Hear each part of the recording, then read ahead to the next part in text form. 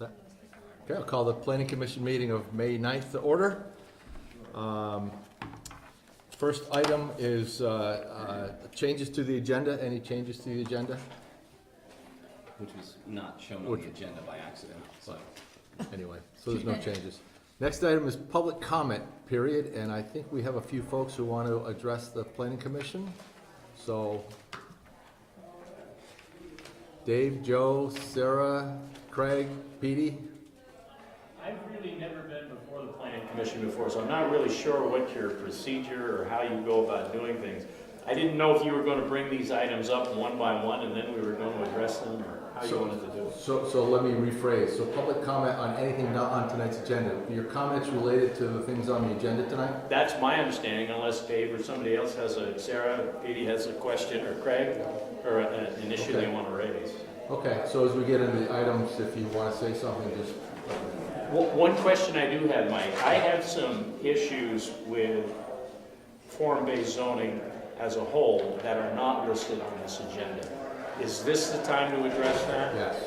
Okay. Can you state your names before so I can make a note of who's speaking? Sure, I apologize. My name's Joe Gamache. I live at 23 Mansion Street in Winooski. And we're dealing with what we're dealing with. I think there We are... apologize, Public Works Commission out there. And I think there was a bike. There was, it's right, yeah. Yeah, but that's right. I think there are several issues, at least in my mind, that need to be addressed, and whether they're addressed, they're probably not going to be addressed tonight because you have your agenda and whatever. But I think in light of what we've seen happen with the Mansion Street project, I think one of the first things that needs to be addressed under this form-based code is notice to the people who are going to be affected the most by decisions that are made. I know that flies in the face of what is contemplated in that the developer come in, meet with the zoning administrator, make all kinds of changes, do whatever has to happen, and then come in with a final project.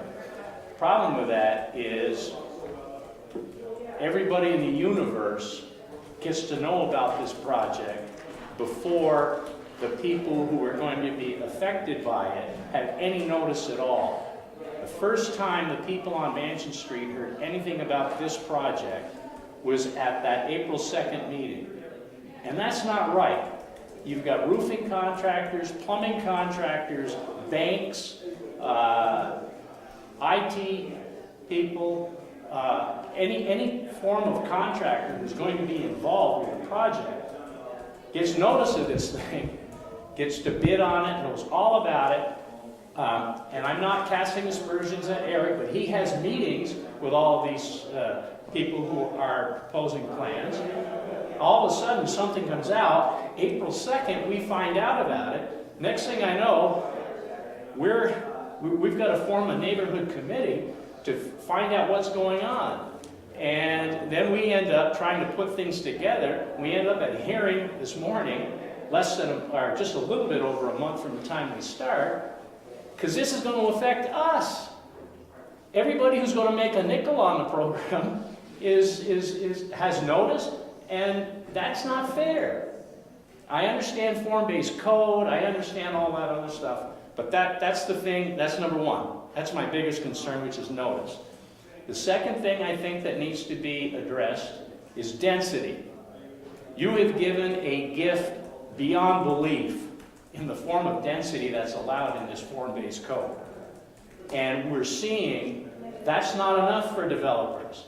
Now they want to take portions of residential districts as well and use those to bolster the density that they get.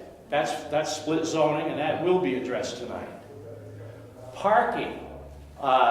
Just from the one meeting that I attended here from the Project Review Committee, parking is out of control in terms of the formula that they use to compute the number of spaces that are required.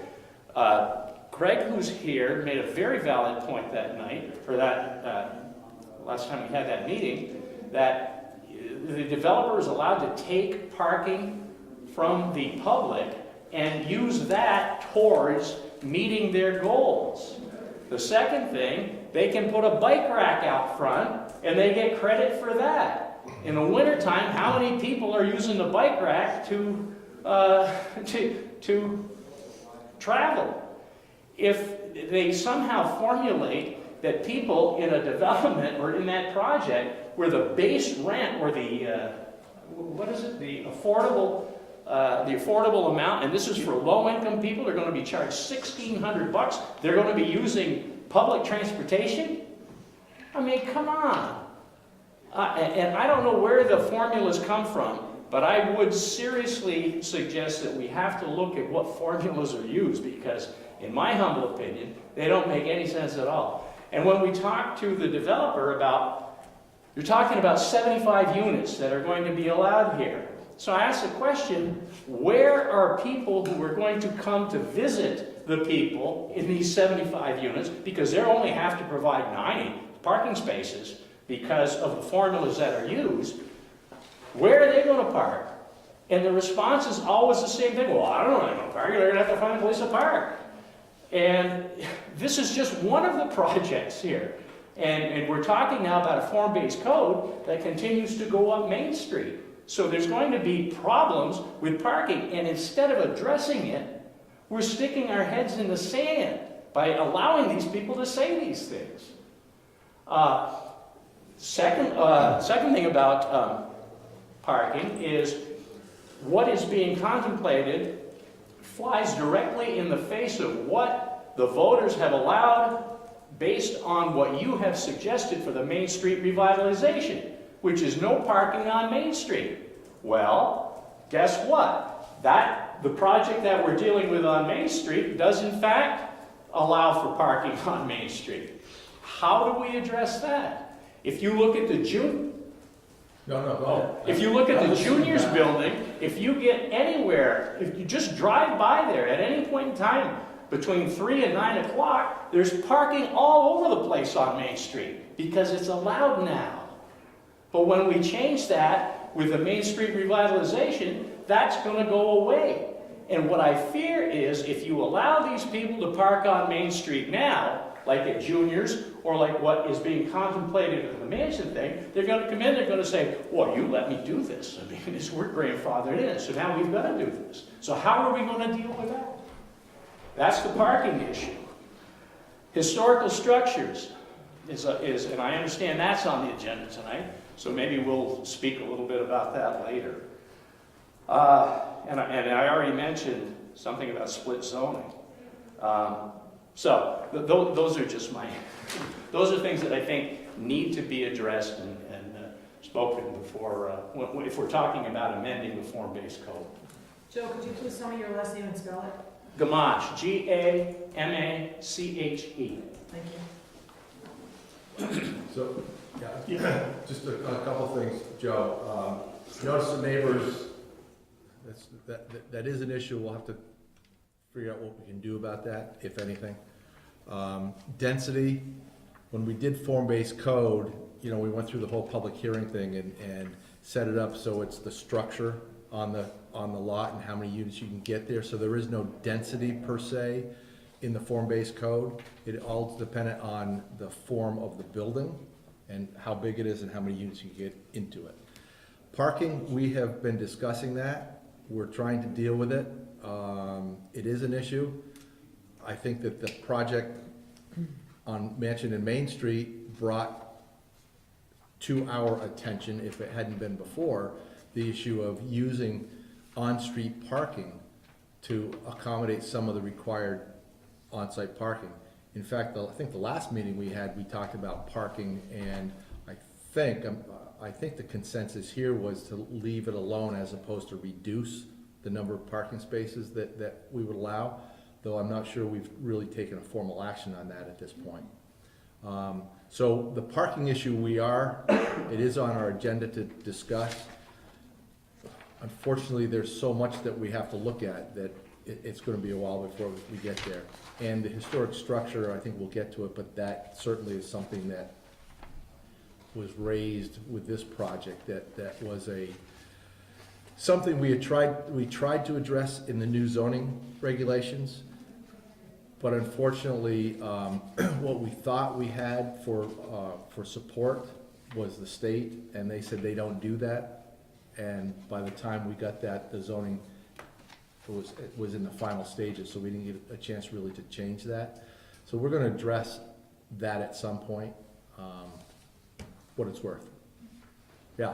Well, one thing I think you gotta be concerned with, because I've already heard that there's another proposed use of some Main Street property Yeah. that's gonna be coming in.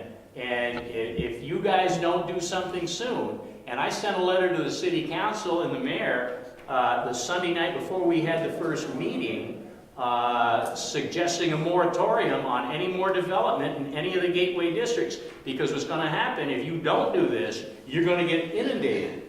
And that's not good either. So pick your poison, but you gotta do something.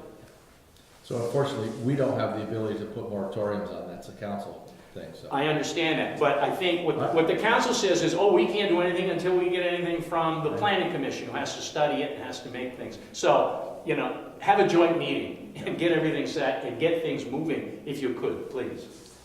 David? Yes, David Carter, 36 Mansion Street.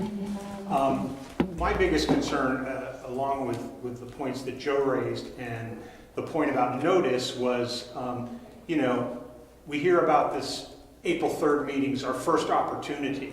We go and we hear that this complies, we're going to combine 3 lots into one lot. It's going to be a gateway district lot. It's acceptable. This project is acceptable under the form-based code. That was repeated several times to us. So it appears to us as the public that, geez, this is a done deal. The code's written. It's like, and then we come to find out through our own investigation, our own money being paid, because who understands these regulations except Eric and a few other, you know, legal people, that, well, in fact, it isn't really one gateway district lot. And all due respect to Eric, he posted that on the website as the description of the property. He used it in his memo to the project review committee. So everybody's reading this and going, well, it's a single lot in the gateway district. It's allowed. And that's just not the case. As I dug deeper, Eric told me, which is correct, that the boundaries of the property aren't the same as the zoning boundaries. And my feeling is that at least with this project, that if we required them to use the 2 gateway district lots with the neighborhood manor setbacks, this project would be greatly reduced in scale and would be much more acceptable as far as the scale and the size of it.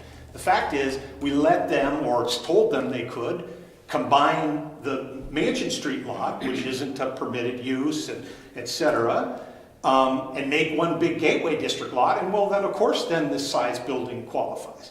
So that in some ways, I'm not a big fan of the form-based code, but in some ways, the form-based code could have worked in this situation, except that we have an interpretation that, oh, well, taking a residential commercial district lot and combining it and making one big lot will allow this project to be built. And that's, I mean, patently that should be understood as not being acceptable, because otherwise you could just buy every lot in adjacent to the gateway district and you'd have a gigantic lot.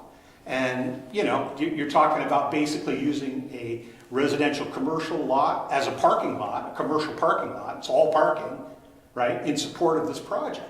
So you take those 20 spaces away, you shorten up the size that they can build on because of the 50-foot setbacks, and all of a sudden you got a hell of a lot smaller building, hell of a lot smaller amount of parking, and your number of units goes down. So why build 4 stories unless you know what I mean? I think in this case, the error or whatever was allowing or letting this developer think, I have this other lot behind here, I can combine it and make one big lot, and that's where the problem all started, in my opinion. Okay. So we're going to address the split zoning, which is exactly what you're talking about. When you buy an adjacent residential lot, can you move that lot line, and what restrictions are there on it? And you know, I will say that I will say this: this this form-based code went through an extensive public hearing process, and it was approved by the city. So I understand not everyone was aware of it or went to the hearings and whatnot, but it did go through a process, and the intent of it was to make it easier for a developer to come in if they meet these guidelines. So the city's hands are tied at this point if someone comes with a proposal in a form-based code and it meets all the requirements. Right. So, But there's nothing in the form-based code about combining a lot. understand, and that's an interpretation. It was, something was open to interpretation, interpreted one way by our zoning director that we may or may not agree with, and that's why we've got on the agenda the split zone thing, so we can address that specific But item. with all due respect, it was portrayed that this was allowed. He said it was allowed, and then once the public starts asking questions and digging into it, well, actually, it's not going to be one big gateway lot. It's still going to have its residential, commercial character. I understand that that may be an issue for discussion, Yeah. but it was portrayed as one gateway district lot, and that is not the truth. Well, So and we s- were not given the truth when we came to the meeting. And so I don't want to get into an argument or try to, make excuses for anyone, but it was a matter of interpretation. An owner owned 3 adjacent lots. They got merged. One of the lots happened to be a residential zone. Could parking be allowed on that site? And the interpretation was, yeah, it's an accessory use to the rest. We may or may not agree with that, okay? That was the interpretation, and so that's why we've got on the agenda the split zone issue, so that we can make a definitive, determination of what can you do in that type of case. Quite honestly, I've said this before, we knew when we adopted zoning, we were gonna have to go back and revisit it and tweak things because things happen that you don't foresee. I never in my life expected that the mansion would be proposed to be torn down because we all know what it is, it's a historic building, but it was. We just weren't, you don't think of those things. So now we're trying to go back and correct so we don't have these happen down the road. And I understand what you're saying, and I guess I would just like to indulge a little bit more and say, if you define a gateway district for certain development, you can't then allow another lot to be used for that. And that's patently obvious, isn't it? I'm the only one that just says, you can't enlarge, we've approved this corridor, we can't enlarge it, and that's what was done. I understand exactly what you're saying, and I don't disagree with you. Okay. But we'll talk about it when we get to split Okay. zoning, okay? Sarah? Yeah, well, I would say that, Could so you I, state your Oh. name and spell it for me, Sarah please? Van Rynford, so Sarah with an H. And I have to spell my name. Please. Capital R-Y-C-K. Slow down. V-A-N. Van, capital R-Y-C-K. E-V-O-R-S-E-L. Thank you, sir. You're welcome. Spelled like it sounds. It is actually, that's what I say, it's first grade, so back to the- So, I know that we're all aware, I think we're all aware of what happened today. We went down to Montpelier.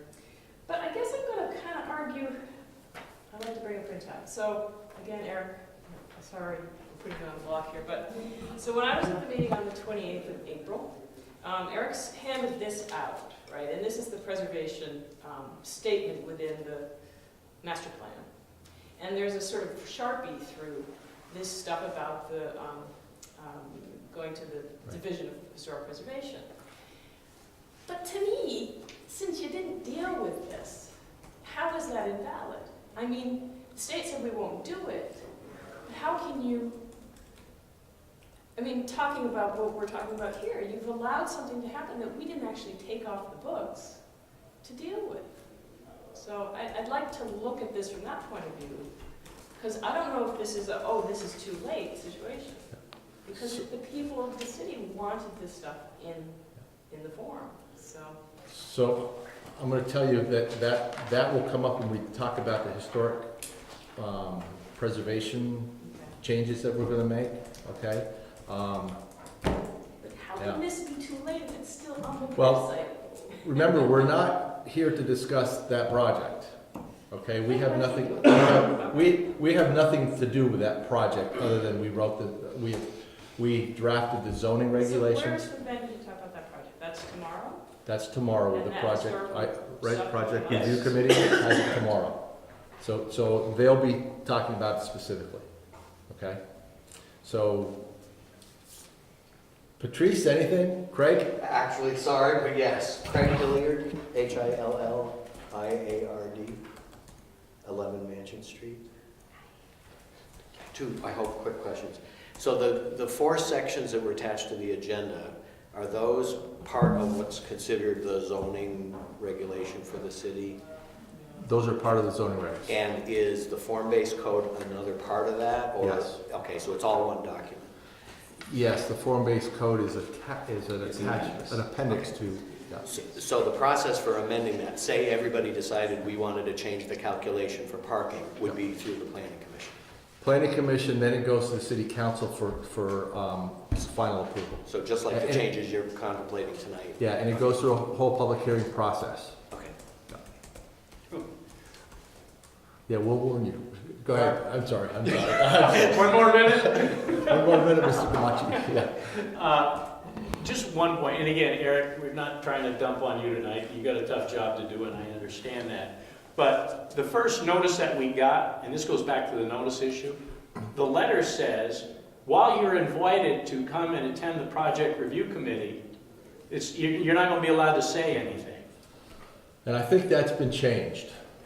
I don't think you'll see that anymore. I wonder why. Because it was an error, let's put it that way. Well, the point is, No. when people, I mean, people had to take time off from work to come to that meeting to begin with. It was held at 2 o'clock in the afternoon. And to be able to get to that thing, it's just, I mean, it just put a whole chilling effect on everything that people who would have come. If they thought they could say something, they probably would have attended and had something to say, but I don't want to get into a discussion, Mike. I just wanted to point that out. I hear you. I understood, and I believe that's been fixed. Thank you. Okay. All right, so nothing else from the public, so we'll move on with the agenda. Approval of the previous meeting minutes. I noticed I made a mistake there, and it's partly because I'm not used to using this kind of computer. Okay. There's some, when we talked about parking, I just see that it was just about parking concerns twice at the end of the sentence. Mhm. So that was the only Gotcha. thing, and do I make a note of that here? Yeah, so let me do this. Let me take a motion to approve the minutes with any changes, and then we can talk about the Yeah. changes. Okay. Is there a motion to that effect? So moved. Second? Second. Second, Amy? Now, so we've got that correction. Any other corrections to the minutes? Do it every time. Correction. What's the last one? We got a name? Yeah, just my last name. What's that? Just my last name. Oh, actually, my last name needs to be. Sorry, I'm sorry, you guys. P-L-E-Y. And Palace. Zipporyn.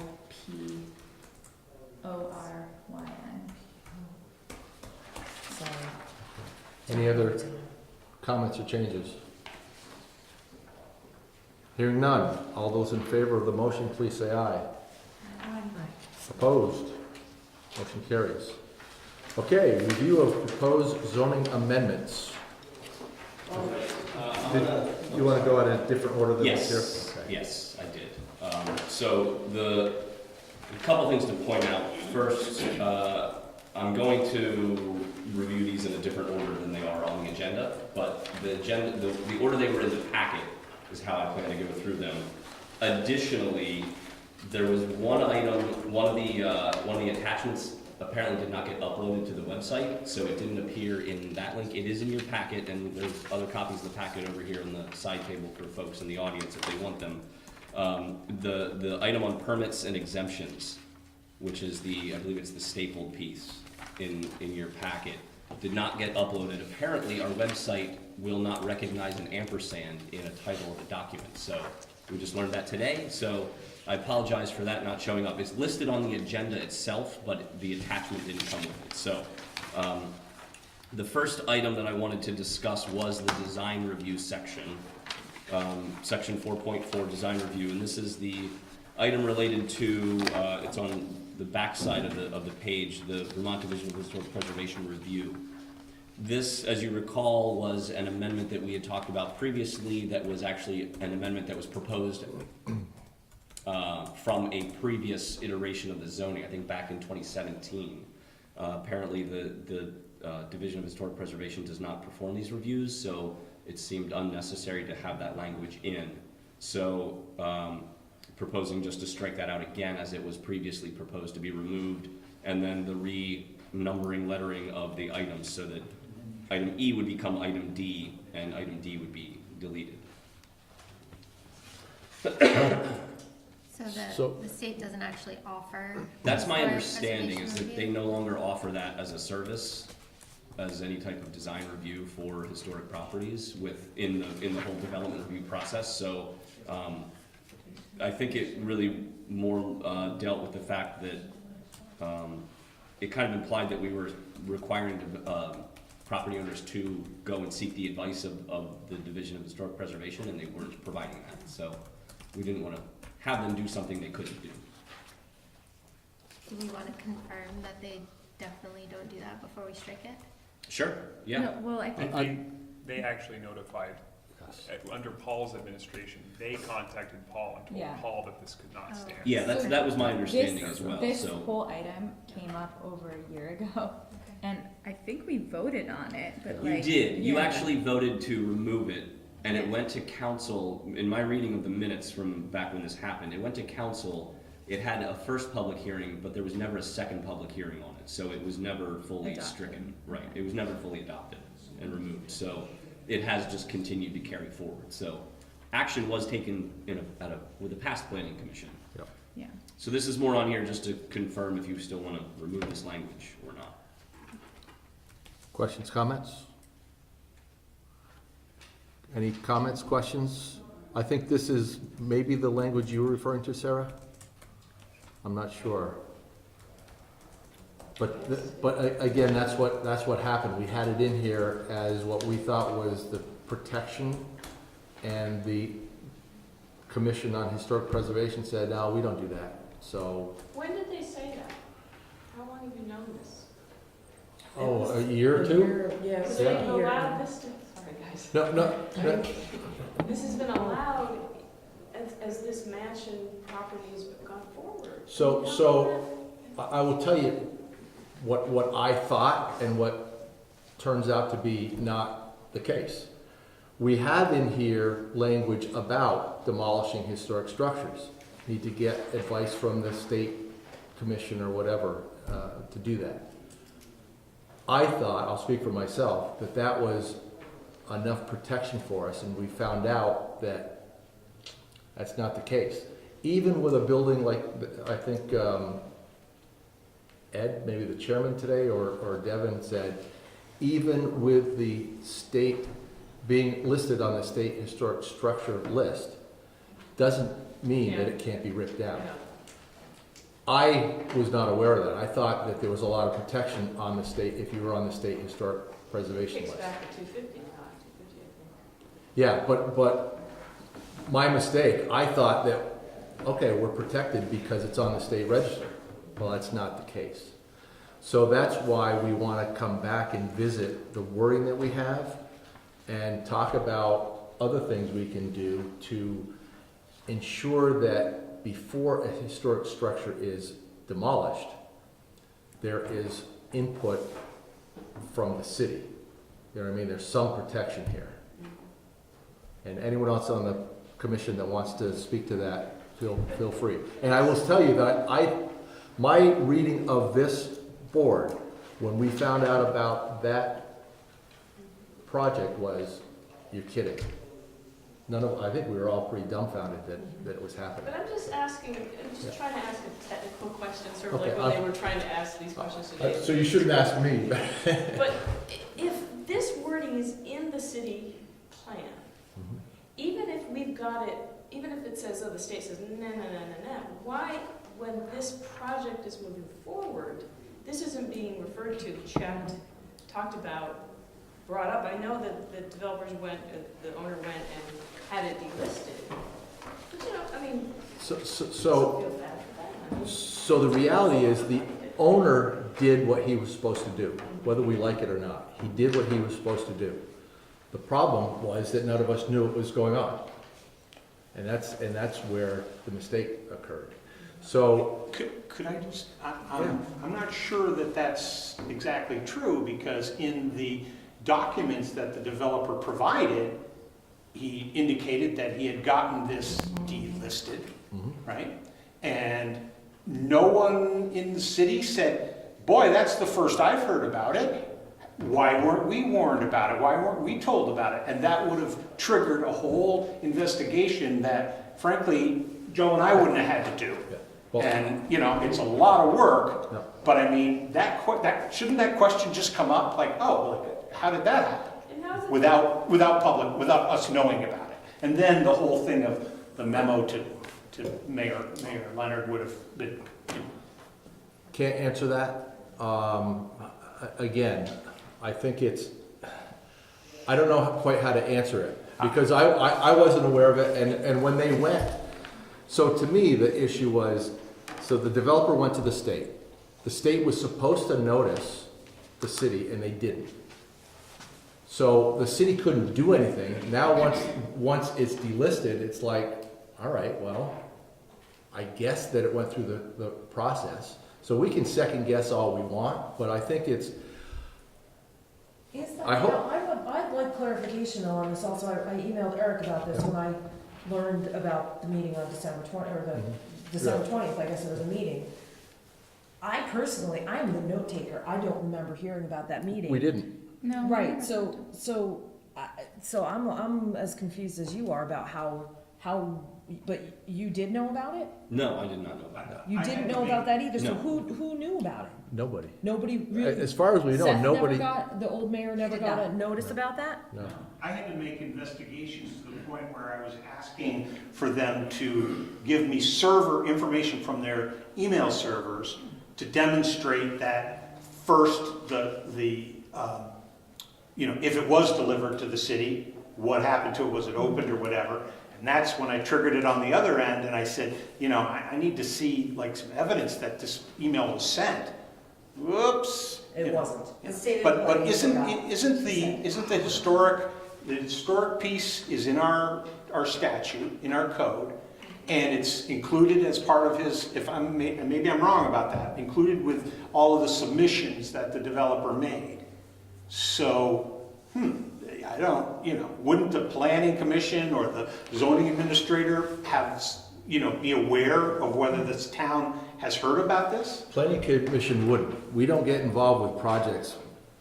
We deal with zoning, so when a project comes through, it either goes to if it's in the form-based code, it goes to the zoning administrator, or it goes to the development review board. And we don't have anything to do with those things, so we wouldn't have got notice. Why we didn't get notice? And again, I want to point out that I think what our intent here is to say, okay, there were some mistakes made here, some screw-ups. How can we close those loopholes? That's what we're trying to do. And so a simple way would be for, the people reviewing these submissions and these applications to do a little checking to make sure that this thing has actually been done properly, right? So in other words, one of the things was we wouldn't have approved or given them a go-ahead if it was still on the historic register. We would have said, you need to have that, well, let's not just take the developer's word for it. I guess what I'm getting at is, we've had to do a lot of work. I understand. And we need the city to help us with this. I understand, and Sorry. again, I apologize. I'm not trying to make excuses, I'm just trying to figure out in my mind what happened, and I think it was simply a case where the developer came in and he had something from the state. And, okay, maybe the city didn't check to make sure, you know, the proper notice and all that stuff. But you start, I'm not sure where that line is of you know, what they need to do. If a mistake is made, does that mean that it's fine to go forward if the city has made a mistake? If they meet the regulations in place, Except, It sounds like the state is the one that made the mistake. Right. but again, we've got, that project, we've got nothing to do with. So I don't wanna get into the project except for, you know, you're asking these specific questions and I really don't know the answers. I'm just trying to, in my head, figure out what may have happened. Whether it happened the way I'm saying, I don't know. Okay, but I will say this, I'm trying to give the benefit of the doubt to our staff. Okay, they may have made mistakes, but again, that's what we're here for tonight and moving forward is to what were those mistakes or errors or oversights that maybe we could have done a better job on. And not do it again. Okay? Joe? My point is, and the thing that I'm trying to understand even more so is, this wasn't just one mistake. And I'm not going back to just dump on the state here, but this was not just once. There was a November 20th meeting at which that exact same issue was raised, where whether they were going to delist the mansion house or not. We didn't get notice of that. Right. There was another meeting on December 20th, whereby the same issue comes up, and we don't get notice of that. There was a decision that was made and sent to supposedly Seth Leonard in January 20th. We don't get notice of that. I have real questions about the State Historic Board. I'm not going to get into them here, but I read in this language that we're still including them to be involved in decisions of whether or not something is going to be allowed or not allowed. I was under the impression that you guys were going to create a board, a local board, who is going to be making decisions on this. I think if you can get the state out of this, absolutely all the better. Don't deal with them. We haven't had a discussion here. I think I might have said that to you because that was some of the things I was thinking about doing. Oh. Okay? So we haven't had a, did we have a I discussion actually here? think we talked, when we were trying to strike this language a year ago, I remember Heather was at a meeting and we talked about Okay, That was that. brought up. yeah. Yeah, we definitely talked about it. Obviously, it didn't happen. Yeah. Who dropped the ball there?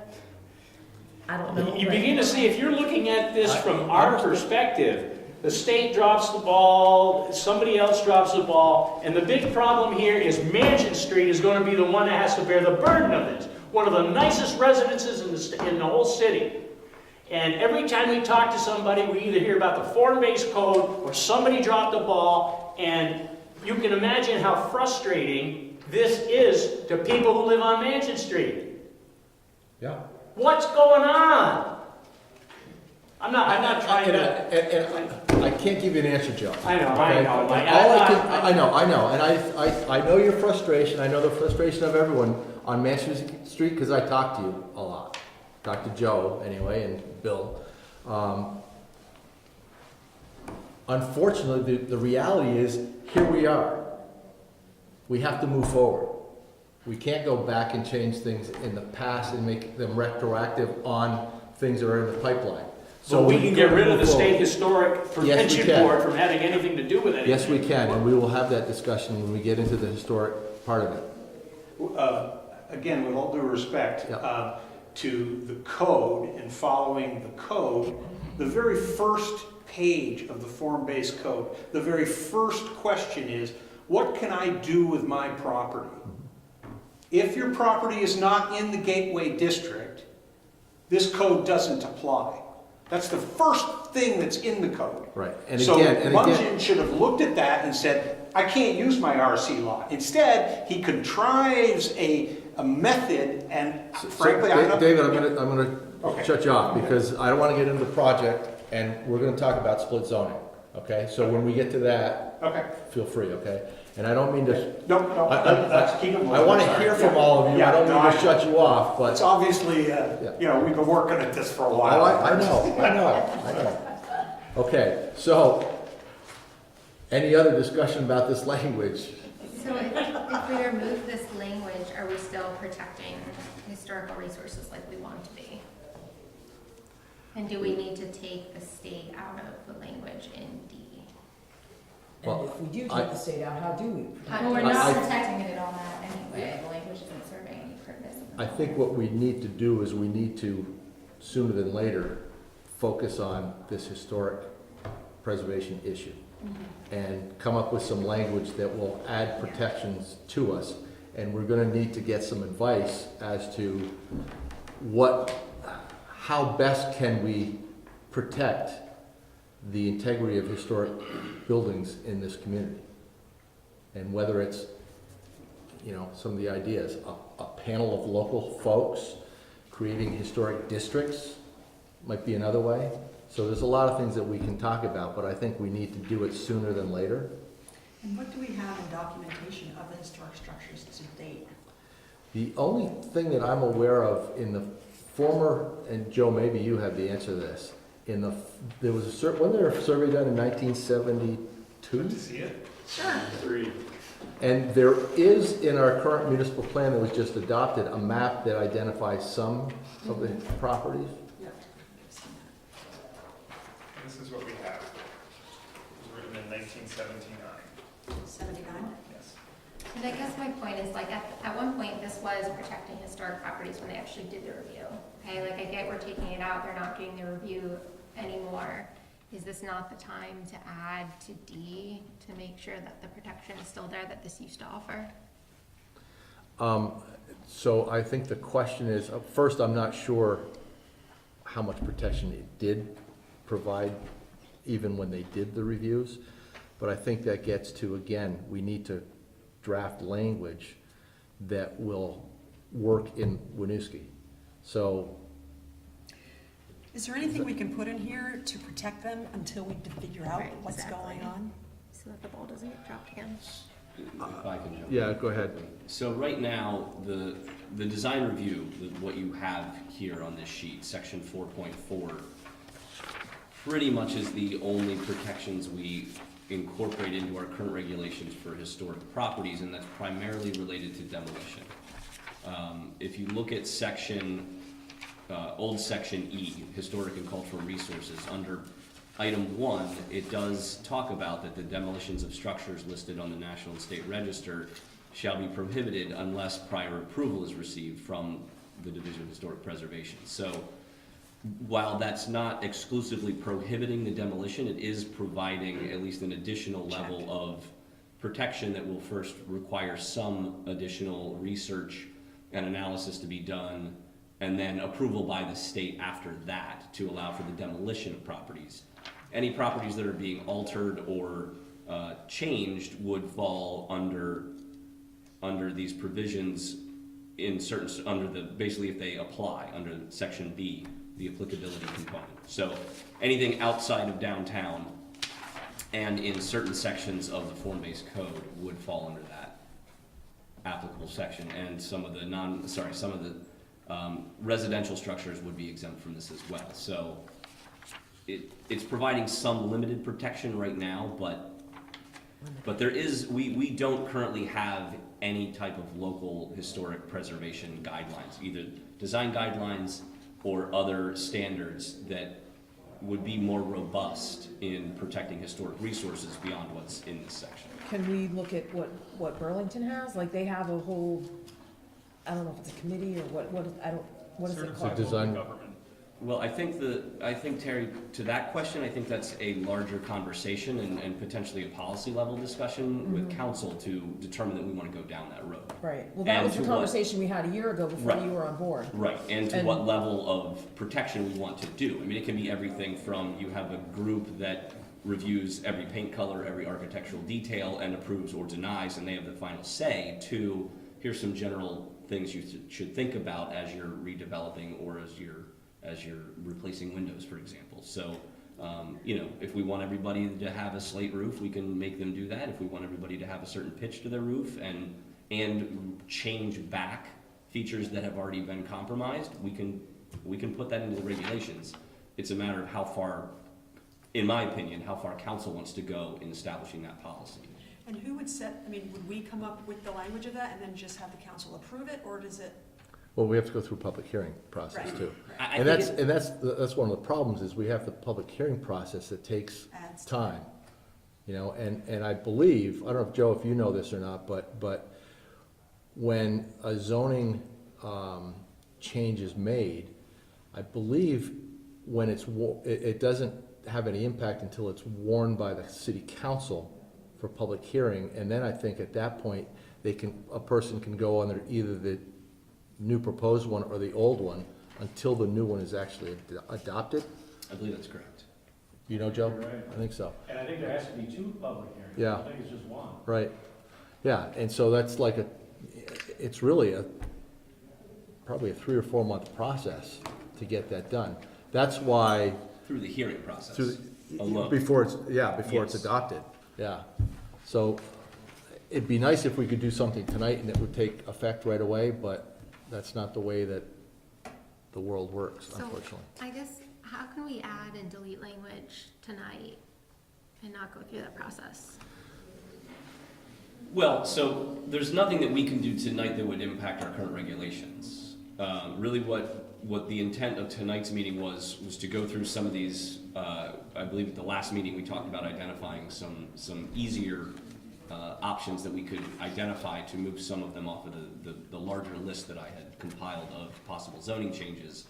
And so tonight was really more in what I was proposing, or what I was intending, was that we would review some of these changes and then either agree with them or not agree with them, so we could move them along and go on to other items that we will identify in the next agenda item.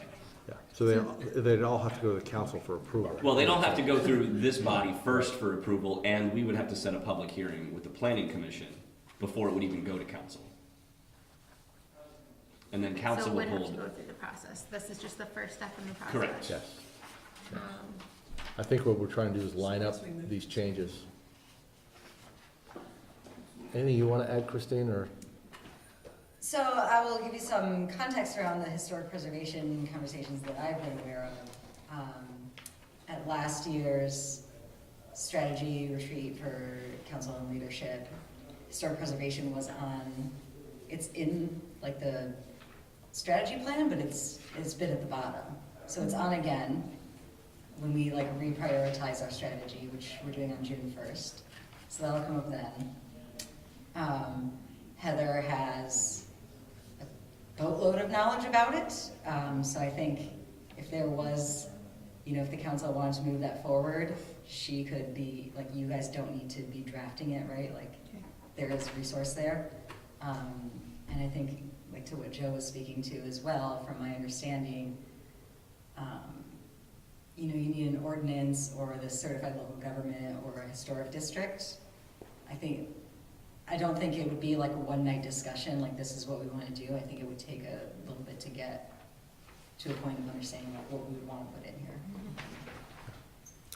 One hopefully super easy question. Under the old E, it says subject to the above general design review standards. Would we have to modify that language for getting rid of old D? I don't think so, because that also refers back to C, That does. in my opinion, as well, Okay, which are really more the design standards specifically. okay. And the two highlighted things are just what you've changed? So those are actually highlights that carry through the ordinance completely, that reference other sections. So those are no changes are proposed there. Okay. So the only change you're proposing is to strike D and make ED. Correct. Craig? So the provision that does currently prohibit the demolition of the historic site that's on the registry in subsection 1 is really diluted by the end of that sentence, which you didn't read, which is, or a letter from a qualified historic preservation consultant. Who is that? Somebody who says, hey, I'm a qualified historic preservation consultant. I would propose that you strike that and say, if it's on the historic registry of the state, you need to get a waiver from the state before you can demolish it. Period. Yeah. They designate it as historic, they are the only ones that can say that it's okay to demolish it. Well, But that's what happened here, and but that's Yeah. how we. part of the problem is it's the state historic register at this point, and I think the state would acknowledge it's pretty stale. So it's, the historic properties in the city are not limited to just what's on the register. And so it would be restrictive, but it would say, if it's on that register, for good or for bad, until it gets taken off the register, or the state says it's okay to tear it down anyway, you can't tear it down, period. And I think that's where we're talking about getting language in that brings it to the community to make that decision. But that clause about a qualified historic preservation consultant, it leaves it open to any, hey, I got a letter from a qualified consultant who says it's not historic anymore. The study that was done, VHB or? VHB, yeah. Yeah. Who commissioned that, who paid for that? I asked that question today and they weren't exactly sure. I'm not They sure said they who, thought the city had paid for that. yeah, I'm not sure who paid for it, but it was part of the engineering of the Main Street revitalization. And Sarah, I know you had your hand up. Just to address you a little bit, that was sort of what just happened with the mansion building, is that the state, they have such strict, I know Joe just said this, but they have such strict regulations, which are pretty antiquated in a way, particularly for a community like ours, because our buildings have been worked so hard, you know, and they're not sort of the old, you know, golden dome, you know, I mean, they don't fit within the regulations. And modern thinking is to say, well, a building from the 1950s can still be interesting. And so to have them deciding that is probably not a good idea at this point. Does that make sense? Well, it does, but I mean, that's in here right now. Which- Right, and Craig, again, we're gonna rework this, and even if we struck it today, it would still be in there until we. I hear what you're saying, though. That's. I look at that as another item for us to look at when we get to discussion. So thank you for that. Anything else on this? And I open it up to we try to be a little bit, you know, not too formal here. So if you have something to say, Joe, I know you're itching to say something. Well, no, I guess I'm confused, because I know that this paragraph I under ED is below where the stricken language is. So is that what we're saying is the existing rule now, that the demolition of structures listed on the national or state, you know, you need to go through historic preservation or a letter from a qualified historic preservation consultant? Because we've had this discussion before. I mean, that's, no offense, but it's like getting an appraiser. You can get them to say anything you want. Or an attorney. Or an attorney, yeah, exactly. That's why I would feel more comfortable having a local council or people that we know and have some feel for what's going on in the community and the structures that are here. Or a vested interest in the community. Yeah. It has to be a mix of somebody professional in the field as well as community input, because they need to balance each other out. Yeah, no, yeah, I'm not saying slant it all one way. I'm saying, but at least have some form of local control over it. I think we're all on the same page there. So. But, I mean, when we talked about the existing code and how, you know, it needs to apply to anything that's currently in the pipeline, this says number 2 says methods shall be used to minimize undue adverse impacts to the historic and cultural resources listed on the Vermont Historic Sites and Structures Survey for the city of Winooski, and still considered eligible for listing on the national or state registers. So I guess I'm getting back to this, you know, you mentioned before, well, that's an interpretation of the code. How come things aren't being interpreted, you know, everything's being interpreted in favor of the developer, nothing's being interpreted in favor of the citizens of Winooski? It just seems like, okay, well, you can say that you can use the interpretation argument once or twice, but I mean, isn't there a little fair, I mean, something's got to be determined in the citizen's favor as opposed to the developer. It just seems in this project, and again, I realize in using the code as it exists today, it's being applied consistently in favor of the developer. without really any regard for what the citizenry thinks. Yeah, and I think, And within the form-based code district, I think that's probably allowable. and I think this is the first, correct me if I'm wrong, the first example we have of a project that infringed into Yes. an adjacent zone. Yep. So, Yep. any other discussion on this? Well, I guess I'm not clear about the question that Abby asked before, just about striking other language. We can't do that tonight? That has to go back to No, council? we can, but nothing's going to be effective tonight. Until it Until- goes back to council? Well, until you have a public hearing on it first. Okay. And then council has a public Okay. hearing on it. So and- it's gonna be reworked. So, Yes. So we'll do it Okay. that way. Yeah. so what's, I mean, it's a bigger discussion, but Joe, you seem to know a little bit more about why a qualified historic preservation consultant could be a positive thing. You seem, I think because then they could understand architectural features in a way and interpret them to local citizenry in a way that would be insightful. and, and so do we need to define what is a qualified, like what makes them qualified? Is there like some in the I mean, industry? there are people who have degrees in historic preservation. You can get a graduate degree in historic preservation. There are people who live in Winooski who have So those. who determines that that's what the qualification is? I We- don't know what professional regulation exists for. but I think we could probably put in here something like approved by the city or with certain qualifications, so that, you know. Or have one of those on your board. Yeah, but if they're gonna give an opinion, they'd have to be somewhat, you know what I mean, they could sit on that board. But, Yeah. I guess if you're looking for some credence on the Oh, yeah, yeah, board, yeah. have somebody that. Yeah, but also, I would think that we could say, you know, define what a qualified historic preservation person is. Experience in the profession. Yeah, and a master's degree in whatever, you know, something like that. We could go down that road and do that. It requires a mix of people to make a conscientious decision. No, I'm talking about for a qualified historic, you know. Okay, your yeah, level. I'm just saying a professional Right. is supplemented by citizenry. Yes, but, so I'm talking about, we say qualified historic preservationist, let's define what that is. Yes, yes, that's, yeah. And that was why when we were writing the municipal master plan, one of the things was there was just some simple language that said, preserve historic buildings. I was, well, that's not enough. You need to identify what they are, to know what they are before, you know, something that would impact them occurs. Okay.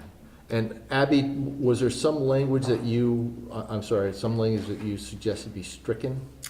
No, I was just clarifying what Joe was thinking around keeping the qualified historic preservation consultant, and it makes sense to me as long as we define what a qualified historic, preservation consultant is. The way that reads, though, is that intended to be, if I hire a consultant and they support my thing that this doesn't have historic integrity, that's it, hands are tied, can't do anything? Well, Because it's unclear there. Yeah, so if we establish some kind of a board, they would have to present it to that board, and if you have someone on that board who is a professional in the field, I think that's the safety valve. Until So- that board is created, can the commission be responsible to respond to that? I mean, can someone else, instead of it just, We can't do anything until the language is adopted. Right. So we should adopt language that establishes that board if that's the way we're gonna go. Right. Follow me? Does that make sense? yeah, but just until that board was created, that's what I was, Right, but unfortunately, Right, still- there's And still nothing, have there's to nothing go through for the us, process. yeah, yeah. yeah. So either way, we're looking at 3 months before any Unless you put it in The operations of Winooski government, Mhm. when it comes to, certain things say, you know, if the zoning administrator doesn't feel that he can make the decision, it goes to the DRB. What gives Eric direction as far as, you know, we want this held to the letter, or we want nuance here, we want specific to the letter code? How does he get direction on Do you wanna answer that? Or do you want me to try? Please? No, it's your meeting. it's my meeting, but I'm not 100% sure, but to me, it's, Eric has the zoning regs in front of him, and a project comes in, and it's basically a checklist. Does it meet all the requirements? Yes or no? So it should be black or white, but then we get into the issue you brought up, that's not plainly written out in the regs. So then it requires some interpretation. And so again, that's why we're talking about these, so that we can have it black and white, so that Eric has a set of criteria he needs to check a project against. And if it checks all the boxes, if you will, that's the way the form-based code was set up. And the check boxes are created, the application is created by the planning commission. You guys kind of decide what's going to be on there, what types of questions to be asked. No, I don't think we developed a checklist. Well, That's something. you did in the context Well, of adopting the regulations. Yes, but, regulations. yes, but I don't know if you have a check, what you have, if it's just the Yes, regulations you follow. I do have Yeah. checklists, but it's based off the regulations. Yeah, so we wrote the regulations, but we didn't make I guess I interpreted your question, did we have a specific checklist that we give him? Yeah, I mean, just as a point, and we're on this historic, methods shall be used to minimize undue adverse impacts on historic and cultural resources. So is there anything in the checklist? No, there isn't, right? There isn't anything in the checklist that Eric really needs to make sure this doesn't have an adverse impact. It's in the law, it's in the rules, and yet we don't have it on our checklist, or, before we start changing things, why don't we just decide, if the existing rules meet that, and say to Eric, this really means that we can't demolish any or authorize the demolition of any historic buildings if it has an adverse effect, or, some methodology for doing that. And maybe there's nothing to resolve those issues within the code, so you can't do that, but. And that's my understanding, Okay. so. And this is probably what prompted them to delist it though, right? This piece of the code. Oh, yeah, Because once they delisted it, then they're fine, based on how it's written. right, Yeah. right. Christine, anything you want to add, or, I don't want to put you on the spot, but I don't want to speak for you either, so. Okay, anything else on this language? So to summarize what I've heard, you're okay with striking item D and relabeling item E, item D, and then adding some additional language for what constitutes a qualified historic preservation consultant. Yeah. Is that correct?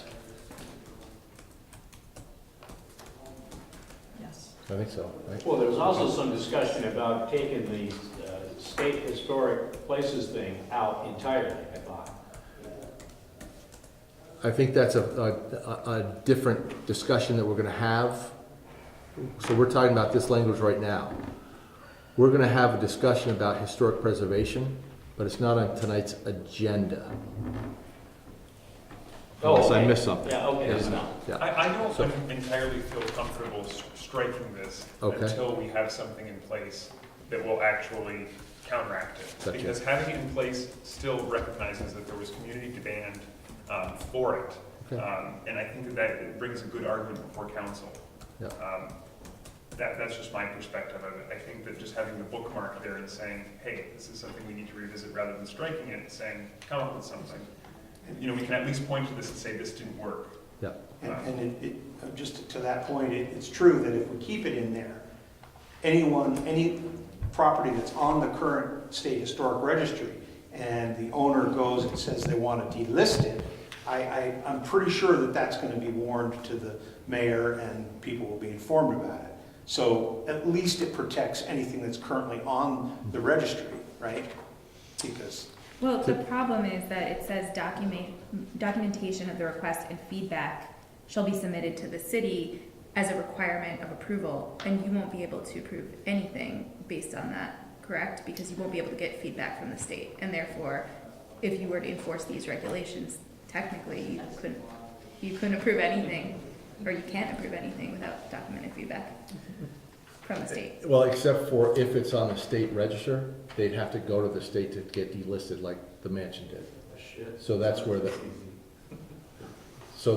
that's where the notice would come to the city, so there could be some discussion, if you will, some. Well, this doesn't apply to, Right, this but- applies to any property, not just Yes. ones that they're trying to demolish or delist. If it's a project, this Yeah. language would apply to anybody that currently has a property Right. on the historic register, whether it be the state or the national.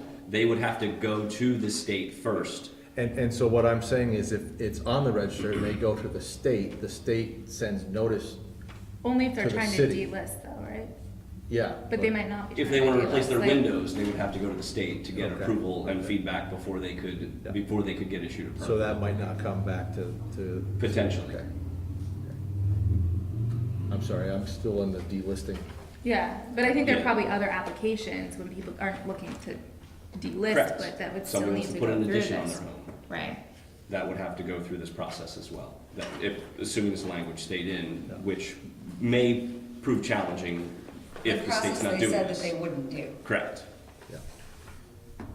But I think you make a good point, Joe. I mean, It represents what people in the community wanted, and it wasn't done correctly, but it's still, until it's truly shifted, I say. yeah. And what kind of time frame are we talking about before we can get back to this and get things, I'm not trying to put any undue pressure on you, but things need to, I understand that. We're meeting once a month, so I'd like to get it on next month's agenda, get it started anyway. So maybe by the end of the year, being cautious. And again, unfortunately, we've got the state laws that we have to follow, so. Okay, any other, so is it a consensus that well, actually, this is an action item, right? We'll make a motion. Well, there's no, Consensus. So we'll just have consensus. Is everyone okay with keeping D in there for now? And under qualified historic preservation consultant, defining what that is? And is there anything that I missed that we discussed? I think that was it.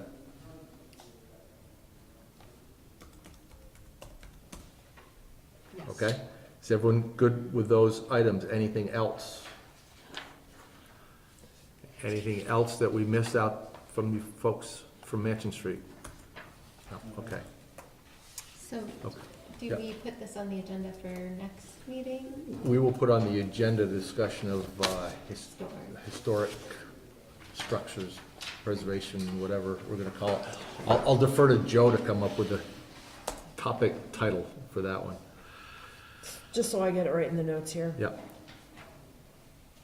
we're making a motion now? no, We're No. not? just consensus agreement. Okay.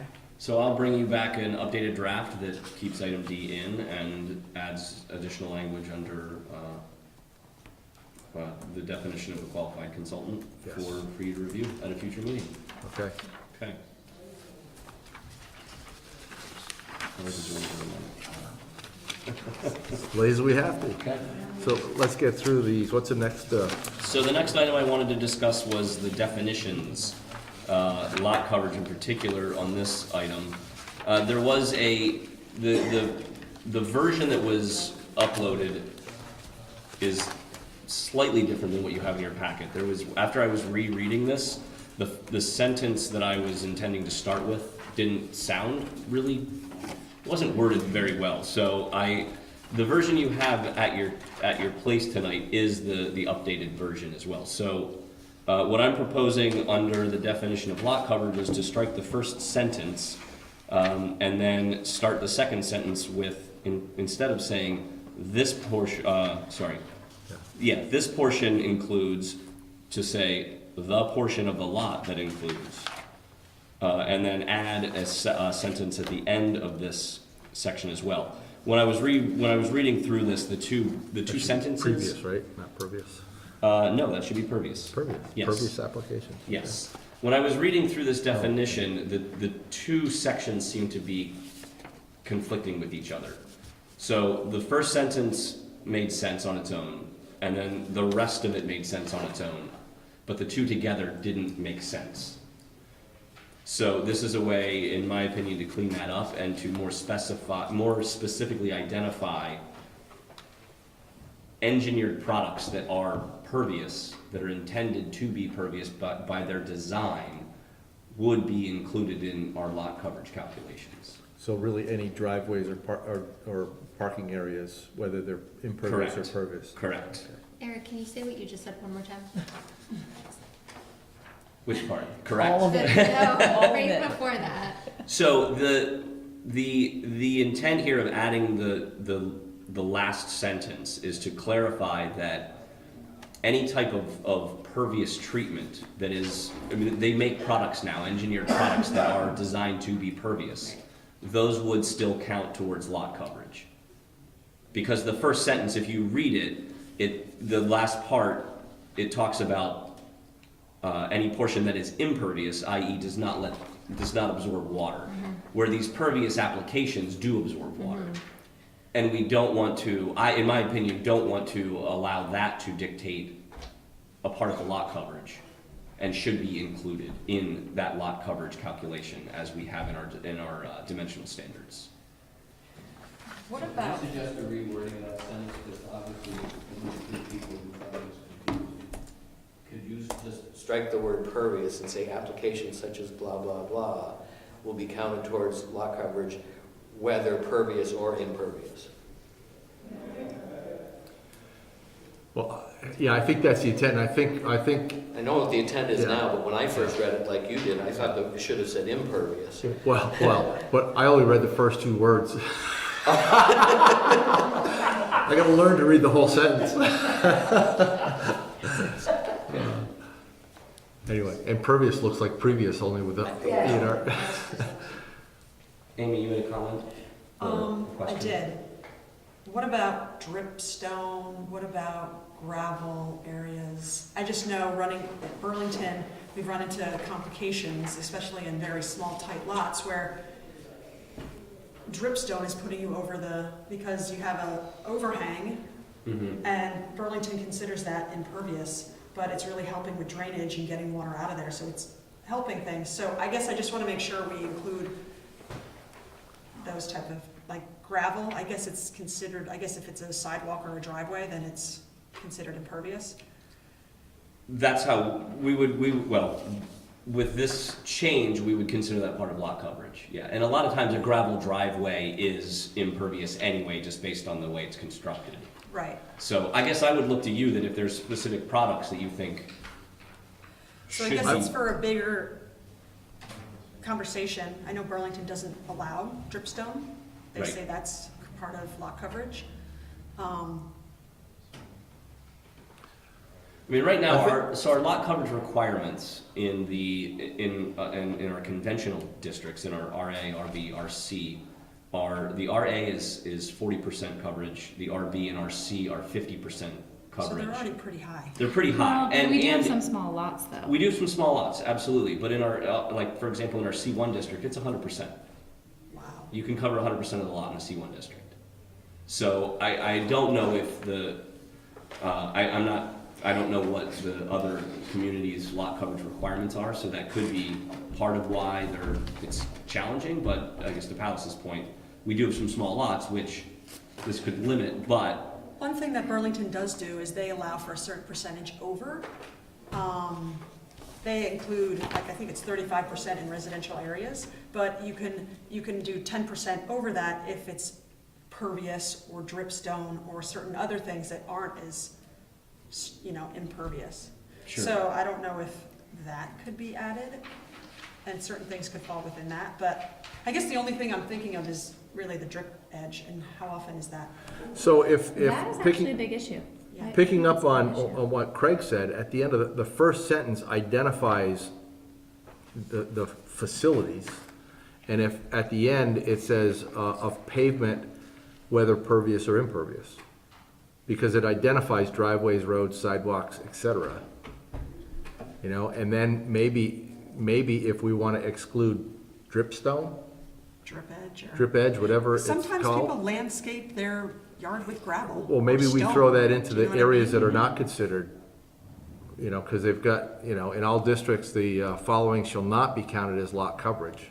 But it Lawns, says, gardens, yeah, et cetera. Maybe we unpaved throw in. landscape areas, I think, would include drip I guess stone. what's unpaved, would dripstone be considered unpaved, or? Yeah, it Yeah. doesn't seem like a paved application to me. If it's, But it's, They consider it paved in, I think, Burlington. that's a good question. Dripstone. maybe it's a- So anyway, Would something like, you know, pervious landscape features or something like that, you know what I mean? softscape? I don't know, like, there's whatever the hard term is, but, Yeah. I think you could just write stone or drip, because usually it's a crushed stone or it's a drip stone. Gravel and. Gravel, well, like you could list I those think, things. I as think you want, considered. I think though that you might want to say gravel used for drainage or something like that, because as differentiated from a driveway or Yeah. a Right. walk, you know? Yeah, that could be put, just under that, lawns, gardens, unpaved landscapes, including, what was the Dra- language you just said, Yeah, like drainage, drainage, Yeah. stones. yeah, impervious, Well, dra- it's- or But are we pervious considering drainage. that to be okay, or are we not? Is that part, I mean, I think I maybe it think it's should, fine. because it's a high percentage, maybe it should be part of the lot coverage. I don't think, I- I don't think so. You My don't think lot it would should? be non-conforming because I just had a curtain drain installed because of water getting in. And I'm on a tiny, non-conforming lot already. Right. I'm sure that would put me over the edge, like just based on my lot. But I had to do it. That was what the waterproofing guy said was the only way to mitigate water getting into my house. Maybe there's a certain percentage that is allowed to dripstone or something like that, so you don't I do your whole width. mean, I don't know. I'm not, I guess you're already only 50%, so you can do the whole Yeah. thing anyway. yeah. Yeah. I may be missing something, but I think if we're talking about for drainage features, We would have to Exclude be it. specific about that, because that could be a loosely Yeah. interpreted, well, it's for drainage, but it's serving Right. a secondary function. right? Right, so I guess if we put that in there, use for drainage, I mean, dripstone for drainage purposes is allowed. Or defining what an unpaved landscape area is. Can I just? Jump right in. just As a layman to understand an architectural term, does dripstone refer to like an actual poured synthetic material that directs water away from something? Or do It you can mean be like different. crushed slate around the foundation of a property so that it absorbs? Basically, where the roof, the water falls off the roof, if there's no downspout or anything collecting that water will drip at a certain spot. So typically, we do 6 inches on either side of that drip line, Mhm. we have a 12-inch. But depending on what the roof is doing, I mean, if it could push the water further out, so you might end up having 2 or 3 foot wide. But is it like loose It's pebbles? usually, it's loose rock that's gravel. contained within it doesn't have to be contained, but obviously typically you want it in like metal edging so that it doesn't go everywhere, but sometimes it's loose. But it basically is just some kind of stone that will dissipate the water coming down and hitting the ground and eroding. Do you know any of the reasons why Burlington doesn't allow this? Have you gotten any Just remarks on that? because they think it's considered impervious and they're really just trying to mitigate. Okay. Because I'm wondering with like, just in Burlington where there's a lot of multifamily houses, older multifamily houses with slate roofs where there's a lot of water runoff and they're close together, where this would be very useful, then I would Yeah. think there has to be a reason why they're not doing this. But, I think because there's a lot of impervious in Burlington right Okay. now, and they're really trying to get more green into Okay. the city and more impervious, Yeah. more pervious surfaces. So I think that's what's driving it. They are, So if we define it as pervious materials for basically house drainage is what we're talking about, for roof or keep it away from foundation.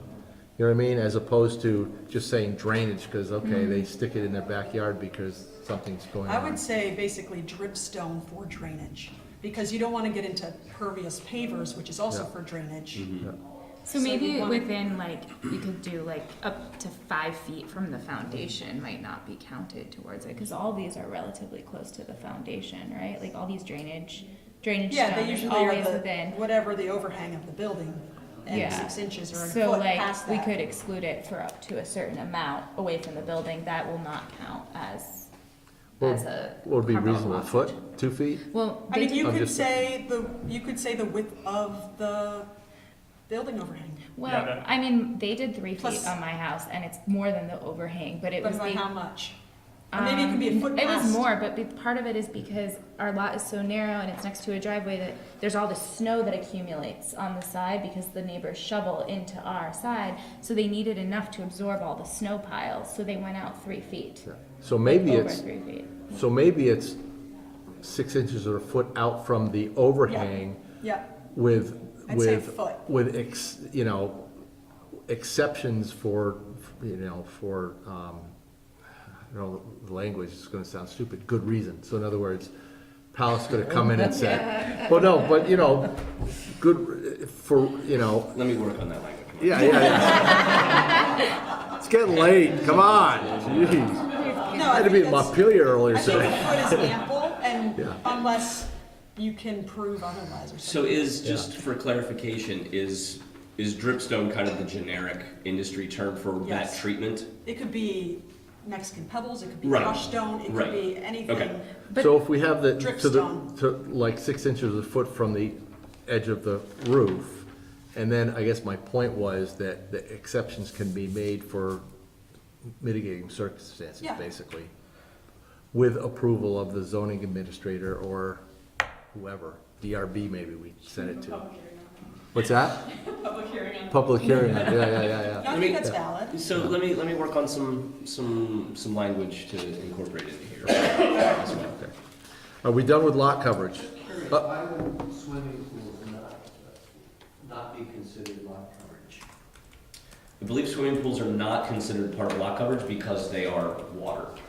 So you're capturing water with water. But at the end of the season, you drain it into the city storm sewer, don't you? You shouldn't. Whoa. Well, I where hope you're not doing that with your pool. I don't have a pool. That's- Where do people drain their pools? I believe that's illegal to do. Where do they drain? They They don't don't leave drain. the water in them all winter. Yeah. Yeah, Oh, really? oh, yeah. If you're Put draining it, you have chemicals to in get it. it pumped out. Or you should, technically. You keep the water in the pool. We always, and that's what we were Yeah. always told to do. We didn't. So you drained it. Yeah, I did too. I've never owned a It's pool. actually worse than there. Water would just go over. Yeah, just because I think. Okay, anything else on lot coverage? Okay, let's move on to split zone, No, the next one I wanted to talk about was zoning permits. okay? So this is the stapled document, there's multiple pages here. I want to actually start under section 613, which is on page 4 of this handout. So this wasn't in the agenda. This is the one that was. Correct, this is the one that was not included in what was sent, but there are copies over on the table with the agenda packets. So, under section 8, so I guess to kind of set a little bit of background for this, we have this section in our regulations under section 613 for exemptions. It basically says that any of the uses that are listed here are exempt from zoning. But the challenge that I've been having is that, one, I need to review them to know that they're exempt, to know that they meet the qualifications as being exempt, because there are certain components, like for example, under number 7, accessory structures that don't exceed 100 square feet. I can't know if it's not going to exceed 100 square feet if I don't review it. So there's always been a process that that any resident submits an application, and when the application is submitted, if I issue a zoning permit, that permit comes with the appeal period. So there's been this conflict of issuing a permit for something that's exempt, but that permit still carries the 15-day appeal, as all zoning permits do. So what I'm proposing here is some language that would allow for, still require the application and the fee to be paid with the application, as we do with all of our zoning applications, but instead of issuing a permit, they would be issued a letter of consistency that would basically state the project is consistent with this section under exempt, under uses that are exempt from the regulations. So there's still documentation that they came in and asked for the request. It was reviewed and determined that the request was exempt, and so it technically should not be something that can be appealed if it's exempt from the regulations. And so right now, with the existing language, they don't have to come to you.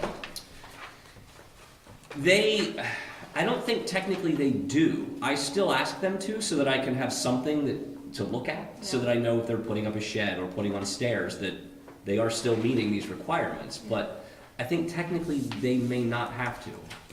So that's why I'm proposing this language to basically require them to still come in, but they would not be issued a permit. Instead, they'd be issued basically a letter of consistency.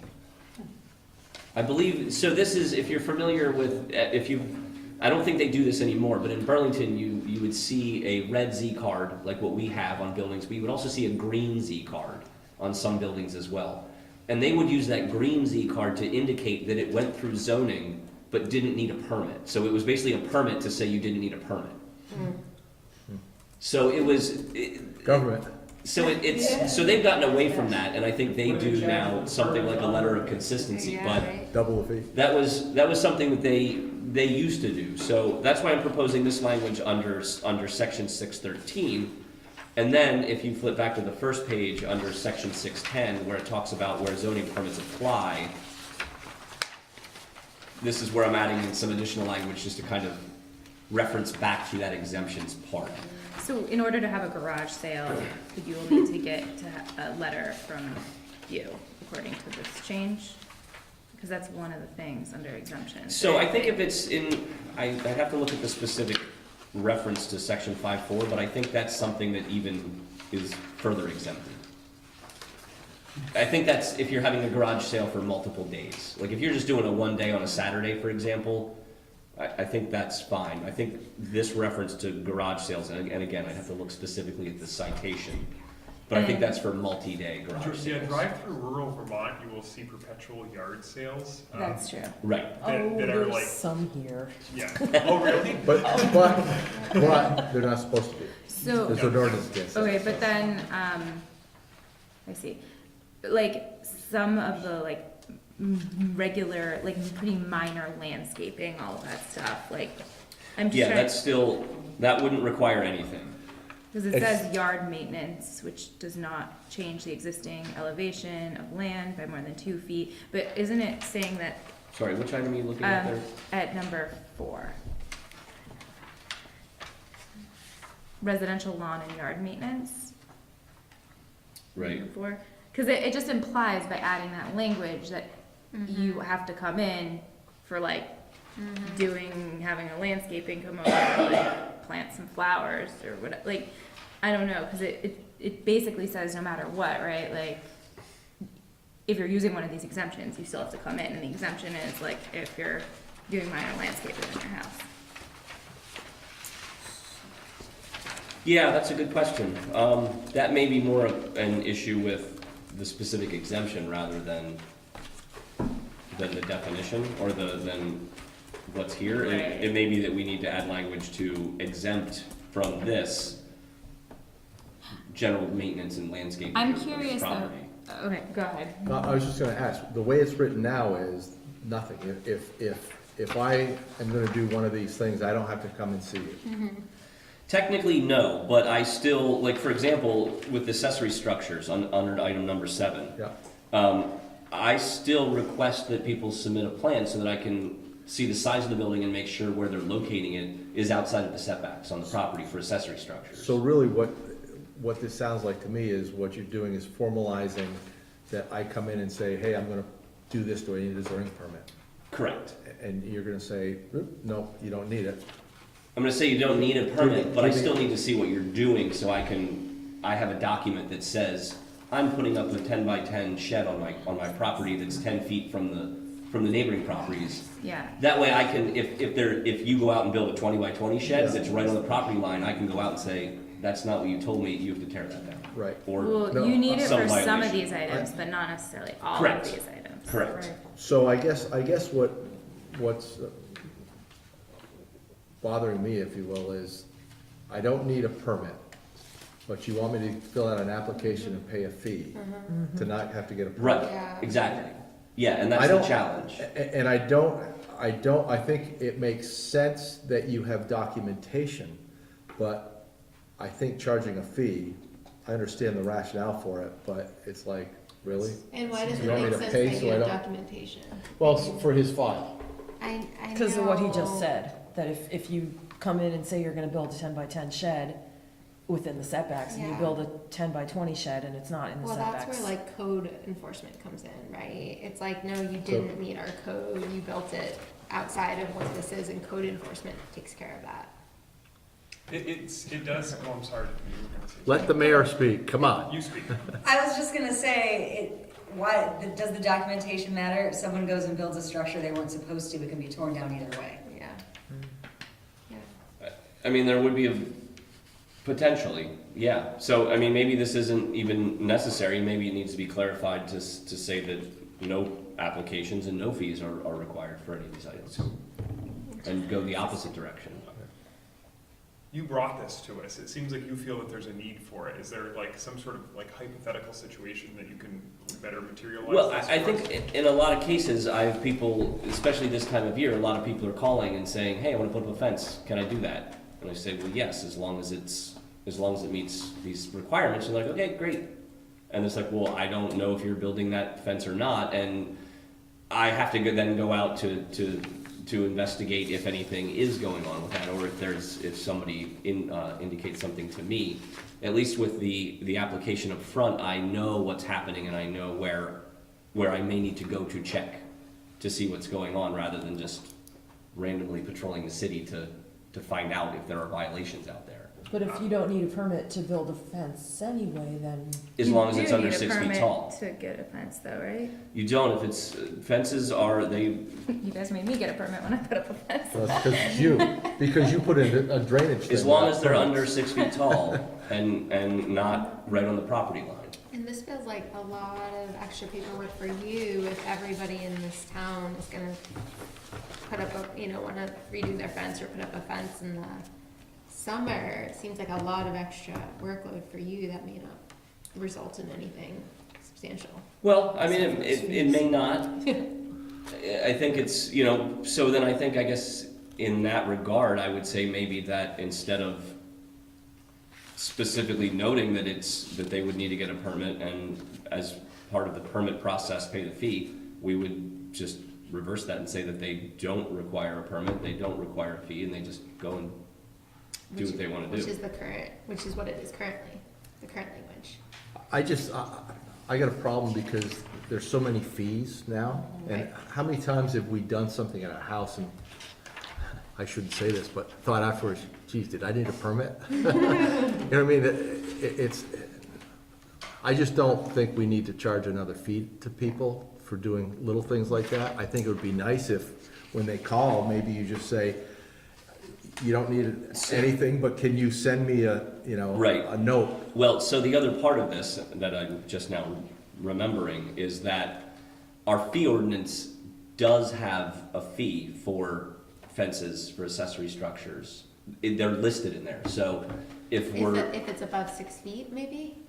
we don't allow them over 6 feet at all, period, in the city, except for in certain circumstances where a property that is in the gateway district abuts a property that's not in the gateway district. The property in I forget which one it is, but they can go up to 8 feet. So how about if we say application is needed if a fee is required under the fee ordinance?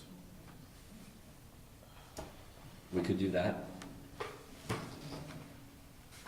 Does that understand what I'm trying to say? It seems to me that it's, I can understand the logic behind it, but as far as charging for it, it seems to me it's more of a courtesy to the city, so, But what I was saying is, he said there are things that require a fee, fences and whatnot. So if it requires a fee, all right, you have to give us an application or some kind of drawing about what you're doing. Before we can make that assessment, shouldn't we see what fees are currently required? So for sure fences are in that list. And I So if believe somebody puts up a fence, they have to pay the city? we have in our fee ordinance, and it's been there since I've been here, that fences require a fee. I definitely New paid one fences. when I put one in, yeah, and you had to put up the zoning thing Yep. in my window for a couple weeks and pay a fee. It talks Is about, that for like replacements too, or just new? I think it specifically listed as new fences. Fees are the purview of the council, I believe. Yeah. Yeah, That's so, fair. yeah, so, yeah, I I mean, think to Mike's point, what you're trying to do is reference an existing guidance without creating something new. right. Yeah. But I do question whether or not some of these things on here maybe should be part of permit. Just because I'm like, exterior patios constructed without permanent foundation. I'm just wondering if we were just talking about lot coverage. Yeah. If Right. they're already at a certain lot coverage and they add a much larger patio and that puts them up and over the lot coverage, you would never know that unless they. Well, and that's one of the things why I would like to see the application, so that I can review that and know where we are. But Well, if it doesn't so- have a But- permanent foundation, it wouldn't be considered impervious, would it? But a It would under patio our could lot be. coverage. Yeah. Exterior patios constructed without a permanent foundation. Yeah, think about a stone patio that we put in. But maybe some of these maybe are fine in here, maybe that one goes into the permit category or something. Do you know what I mean? There might be a few things in here that, So maybe what we need to do is also review what we're exempting. Yeah, yeah, why don't we put that on the future agenda? sure. And then, as I was mentioning, the part under section 610 on the first page is really more just to reference back to this exemption section.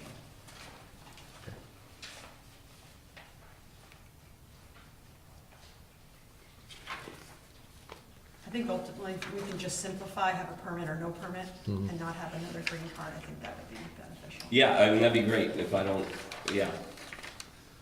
Okay? So now do we get to split zoning? So wait, Yeah. so just so I get this right here. What did we decide? Yeah, We're I don't gonna- know either. We're gonna go look at back it to- again. We're gonna review the items that are Man. listed We're gonna exempt. review the Okay. exemptions. Not yet. We got one more to get through first. Oh, That I wasn't expecting some of these to have as much discussion, so that's okay. what's, The next one I wanted to talk about was the applicability item. So this is listed as Article 2 at the top, zoning districts. There's two items on here, and so actually we can do this kind of collectively with the split zoning piece. okay. So, but I wanted to look at this one first, and specifically under section 2.1 zoning map. There's some language that I'm proposing to include here. Primarily the reason why I wanted to include this is,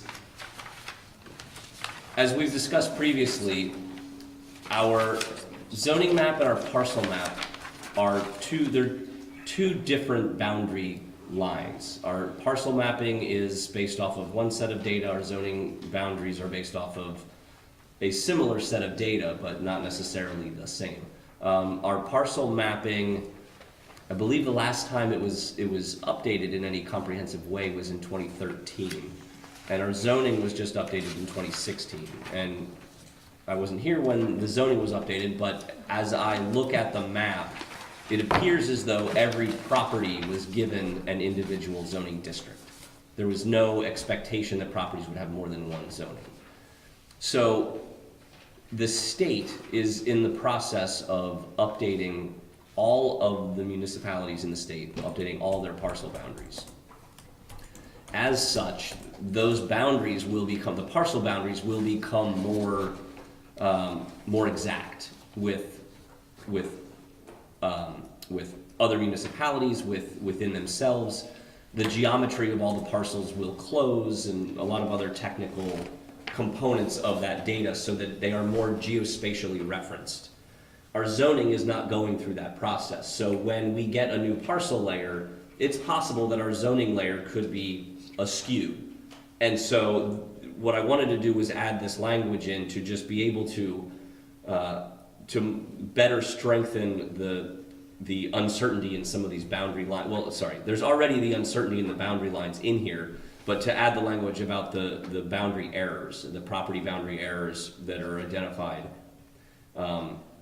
so that as we get this new property data, these new boundary data, that if the zoning boundaries aren't lining up with that, we don't have to go through the whole rezoning process to change that.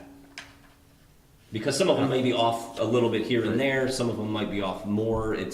I don't know what it's all gonna look like until we match them all together. They might line up perfectly, but in talking with the consultants that were doing Winooski's parcel mapping, they had to do a lot of work to get them to a point where all the polygons would close and everything was properly done. So really, this is just a way to kind of add some additional language to allow those errors to be updated. When we have surveyed data that shows a property boundary, can say, okay, well, this is clearly not what it was intended to be.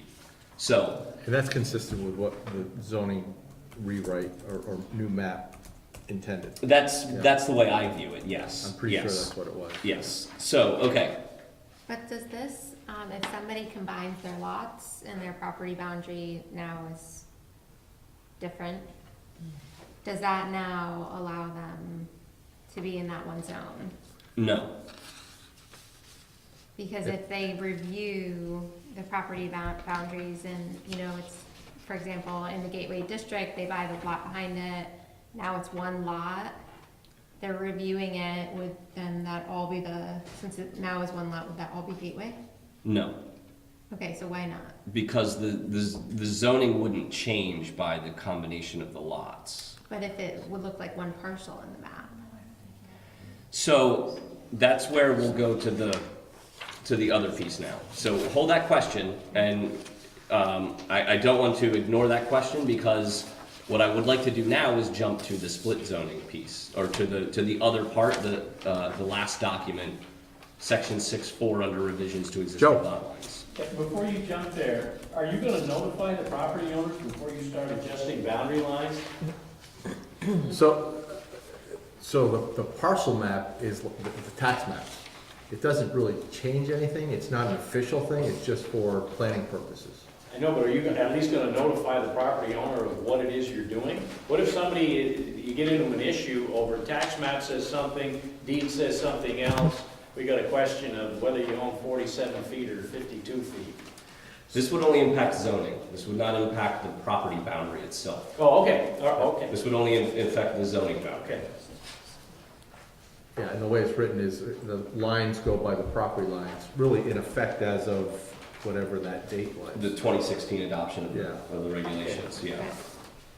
So, again, to that point, when the regulations were updated in 2016, every property was given a boundary. Every property was given a zoning district. So there is no discussion about properties with multiple zoning districts.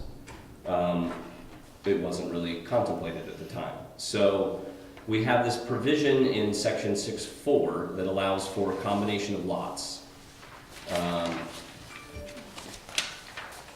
Either boundary adjustments between more than one lot, merging of lots, the relocation or modification of footprints, things of that nature. So there's all these different components of lot line adjustments that can happen administratively, but it doesn't contemplate the zoning changes that might be impacted by that as well. So I've got a couple of different items in here, and I'm not sure I like really any of them at this time, but I wanted to put some options out just for, at least to start the discussion. So at the bottom, under section 6.4, I'm proposing a new number 3 that would basically say that a zoning change would need to be requested first, and that request would come to the planning commission. That's the part I'm not entirely sure I'm comfortable with, because I don't know if it makes sense based on the items I've proposed below that, where that if they're not allowed, if a zoning change isn't approved, then they can still go ahead, but they would go under the conditional use process. So I'm almost thinking that it might make more sense to just go straight to the conditional use process for these types of projects, which would go through the DRB and follow that standard conditional use route regardless. Yeah, why, I guess I didn't understand why a request would come to us. Why Well, wouldn't it because- go to DRB? Because for the change of zoning. Right, but I would think that the zoning regs would define how a zoning change could be made, and that would be the purview. It does. Yeah, so It's that you. would. You But, make zoning changes. The but planning not commission. specific. We make allowances for zoning change, and I would think it would go to the DRB to So- interpret the zoning regs and how it affects that specific. So what I was proposing here, which I'm not sure I want to propose anymore, is Yeah. that if there was a situation where a property had more than one zoning district, they would have to get that property rezoned before Right. they could develop, and that comes to you, the change in zoning. Changes to zoning maps or zoning text is a Okay. planning commission function. Right. And that would then have to, if you said, yes, let's rezone it, that would go to public hearing, to Gotcha. council, et cetera, Yeah. which I feel like though, zoning is the one area really that you have the most control, specifically where you can say, no, we're not interested, and that ends it. Yeah. Yeah, but I thought we weren't really supposed to rezone for a particular project, like as a principle, right? But that, Sorry, go ahead. no, I was gonna say, so that's where we have to put in a system or requirements for allowing or not allowing. We had the discussion briefly about, we were talking about Gateway District, and we're really talking about lots between Spring Street and LaFountain Street that are real deep lots. If someone buys a lot on LeClaire that butts up to a lot on Main Street, do we allow an adjustment of that lot line? Mm-hmm. That's, I mean, I think we have to identify what we're gonna allow and in what cases. I think a cleaner option would be to have any lot that has multiple zoning districts to go through the conditional use process regardless. And then as a planning commission, we can review those properties at a time when we're looking at other zoning changes to see if it makes sense then to maybe clean those up. So the DRB has the ability to rezone, They do not, no, but they would review it as a conditional use. and within the conditional, so to go to the Leclerc example, somebody owns in the Gateway, they own the Leclerc property on the other side. Yep. They want it all to be Gateway. They could go to the DRB under conditional use and say, I'd like to make this whole property Gateway. No. If they wanted to change the zoning, they'd have to come to you.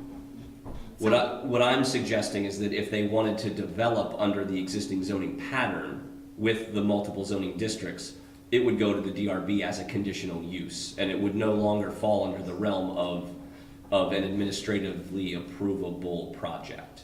Well- So that would require all the additional notifications, and the DRB could put conditions on their proposal for development. Well, if they're building within the zoning racks, why would they have to go to the DRB?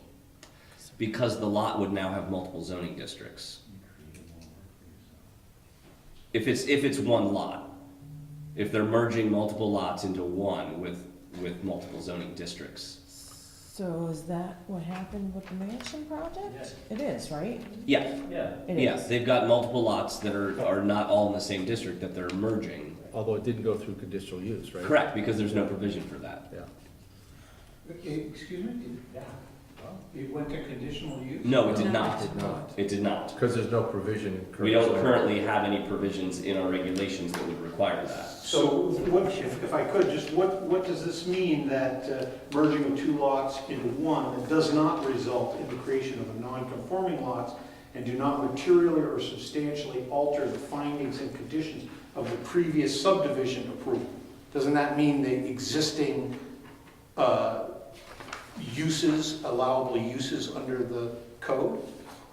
Because really, in the situation up here, both the Gateway District rules are not being applied and the RC District rules aren't being applied. It's only by merging them together that you now magically comply with everything. So that's what I was focused on, was this, what you're saying with just the two gateway lots is you're materially and substantially changing that because the building occupies basically the entire gateway lot. You're using the RC lot for the buffers and the extra parking. It's the same thing with the RC lot. You're substantially changing the use of it because it's zoned with a 50% coverage, it's a maximum 3-unit apartment building. So your material is substantially altering the use of both the two gateway district lots by allowing a structure that's bigger than some of those lots. And you're substantially altering the RC lot. So it looks to me like the rules are fine, they're just. So this is related, this item B that you're referencing, Mr. Carter, is related to conditions of a previous subdivision approval. A subdivision approval isn't like, we decided that these lots were. No, that would be, they were subdividing the lots and making smaller lots. Then. Or they were subdividing the lots from one into multiple. So Which there's is really subdivision. no conditions the zoning administrator can, I guess I'm just not clear on how this wording, so that the zoning administrator can merge lots and, but the zoning, the particular zones retain their integrity. Correct. Right.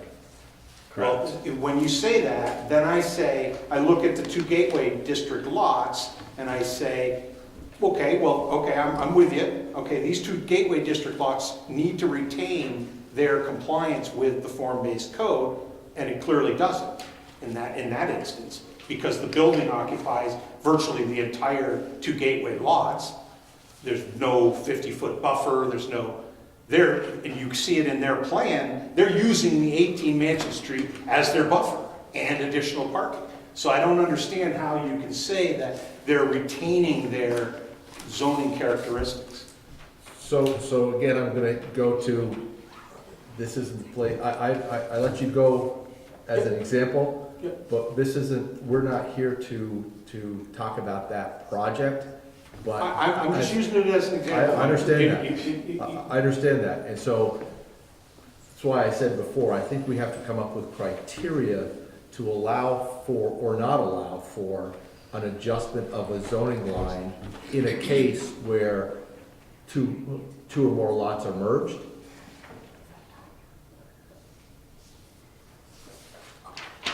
Sorry, say that again. I was writing a note. You think I can remember what I just said? Jeez, come on. I guess. No, that's why we have to come up with criteria to either allow or not allow an adjustment to a zoning line if a lot is created.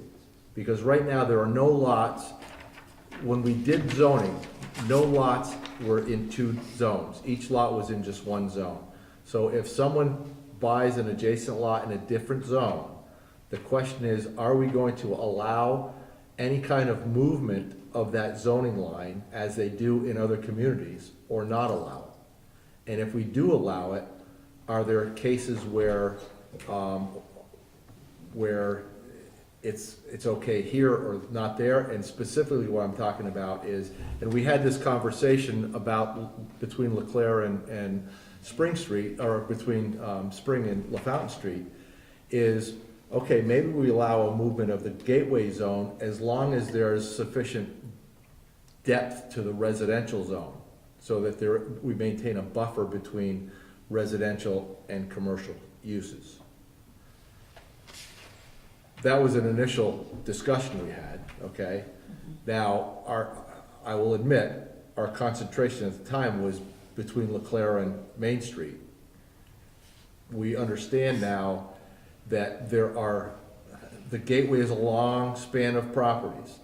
And as an example, this is a good example where, all right, well, they merged a lot, but there's no longer really a buffer. So do we allow that zoning line to move with the property, or do we say, no, that's set in stone, that's it? Well, right now, that's what we said. Right. The zoning line doesn't change, and that's, other municipalities do allow for an encroachment of one district into another when there are split zone properties. I believe I shared some language at a previous meeting. Yeah. Generally, it's about a 50-foot difference. You can move one district into the other. That is not being proposed with this. What I think I would like to propose is that instead of requesting the change to zoning, any properties that have split zones, that has more than one zone on it, would have to go through a conditional use process. for any type of development regardless. But again, I think we have to decide if it's gonna be allowed. For Well, a correct, zoning- I guess that's another thing we could discuss, is if we would even, and that would require amending how we allow for lot consolidation. Yeah. Go ahead, Dave. Maybe I gave the process too much credit, but it seemed to me that when you draw the Gateway District all the way up Main Street, right, and you drew it, we drew it and decided that it was a certain depth, that depth guarantees that unless it's a wide swath of Gateway District, it's going to be a smaller structure. And it seems to me like as long as we build within the way that form-based code is written, within those lots, the projects will be to scale around them. The project way up on the thing, that's a big project, there's other big projects around it, it's within scale. So I'm just questioning, like, now all of a sudden, for some reason, it's allowable to expand the gateway. And that's where I don't see anything in the regs that allows expansion of the gateway and why we would even consider that. And right now, there is no provision to allow the expansion of the gateway or any zone, to move any zoning line. And that's what we're discussing, should there be that provision built in? Why is the citizen of the city would say no? Okay, Joe? Yeah, I think if you open up that box, you are gonna create more problems for yourself than you really anticipate. If you think developers are gonna push the envelope in every possible conceivable aspect, you're kidding yourself. And it's not fair to the people that own property in the residential commercial district. If all of a sudden I'm Ian who lives at whatever, and I'm figuring I'm one lot into the residential commercial district, and all of a sudden the guy buys the lot next to me and it can become a huge park. I mean, that's not right. I mean, that's not right. And at least the guy that owns it, so it's in the regs. See, we keep coming back to why we have to change the regs. I'm not so sure. Well, so let me rephrase it. It's not, we're discussing, should we change the regs? Okay. Not why do we have to? Should we change the regs? Okay. That's how we're approaching it. Yep. And so we're trying to explore it from all sides. Does it make sense to do it or does it not? Joe? No, the other thing is that if you start allowing these things to go to the design review board, then, they allowed one, they didn't allow this, you're setting yourself up. You begin to see what I'm trying to say, that there's room for everything. You guys have done this gateway district, you've given the developers within that district an awful lot of latitude and awful lot of reasons to be developing within that gateway. If in fact you start allowing, whether it's design review board or Eric or anybody else, to start changing these lines, then you're opening up Pandora's box, and they're gonna push you to the hill. And you're gonna decimate the neighborhoods. So specific to that project, as I understand it, 18 Mansion Street, I hate to see that building go, it's got a lot of, but anyway. Parking, We're still working. We're working on it. the parking, correct me if I'm wrong, is allowed because it's looked at as an accessory use to the development of the main. Which is not part of the form-based code. So this is a discussion for another time. I just wanted to, But I think the so question where I'm going with it is, do we need to look at basically buffer lots, if you will? I and guess, what but can the be done? question is like, does it currently, the question is, does this currently allow things that are zoned differently? I guess, just to use this example, since it's a pertinent example, why can you put a parking lot on a residential district right now? And my understanding was that because the right or wrong, the interpretation was that it became one lot But we in just, two zones. we just said that wasn't possible under. No. You could, it became one lot because the same owner had it, okay? There were two zones, but in the RC zone, I guess parking as an accessory to the main use of the lot is allowed. That was the interpretation, whether right or wrong. Can I Correct me if ask I'm wrong. Generally, I'd say Okay. generally. That, when I said before, it was open to interpretation. You can agree or disagree with it, but, I think, You know? Abby, I think that at the end of the day, right now, when the regulations were updated in 2016, every property had one zoning district. Property boundaries and zoning boundaries function independent of one another. So we either need to not allow anybody to subdivide or combine lots, or we need to put in some sort of provision to address when lots are altered, when lot boundary lines are altered and properties contain more than one zoning district, and how those get treated in the future. And I don't think legally we can tell people they can't alter the size of their lot as long as they meet the minimum dimensional standards. So I think our only option is to address the multiple zoning question. and specific to that property, we could put in there accessory parking to the main use, take that out as a allowed use. So that doesn't come up anymore. Where does it say accessory parking to the main use? That's within the RC district, in. Parking is allowed in every Parking. single district we Right. have. But that's with respect to that lot, not the two lots next to it. So again, maybe you can have that conversation offline, because Okay, it's getting late and, Yeah. and it's gonna take us, tomorrow. well, it's gonna take us way down, anyway. So, where are we at 8:35? I would make Go an ahead. observation that what Eric is proposing is that already what happened here is there was a conditional use. His proposal will mean that that conditional use would go through development review board, so that is a step towards more regulation and more notification to residents. Right. But And- do we even want to allow that to happen? Well, and that's, I But think, it the already question. does, right? Currently, no. Currently, there is no, split zoning is not contemplated in our current regulations. There is no provision for it, so there's no path for it to go other than to make interpretations based on what exists in the configurations of how they exist. So what I'm proposing is that we put in something that provides at least some direction to if, and it seemed logical to me to put it in the lot consolidation or the revision to lot line section, because that's right now where I believe we will see it at this time, that we will see lot lines change that will result in multiple zoning districts on one lot. So putting it in here would send a project, they could still make all the lot line alterations they wanted, but when they came to develop, it would put it into a different process regardless of what district they were in. So if it was a property that was zoned RA and part of it was zoned RB, they would still have to go through a conditional use process. If they were proposing anything that was allowed in either of those districts, they would still have to go through that process.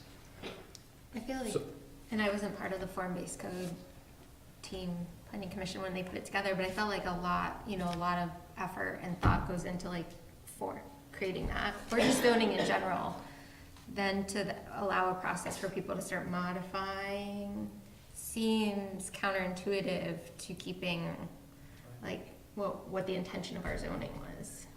And I don't disagree with that, but we can't prohibit people from buying and changing their lot lines. That's a private decision that we can't influence from a But they lot can perspective. change the But we lot can- line, but not Hang the on a zoning. second, hang on a Not the second. way they develop it, right? Right, but they still have development rights to their property.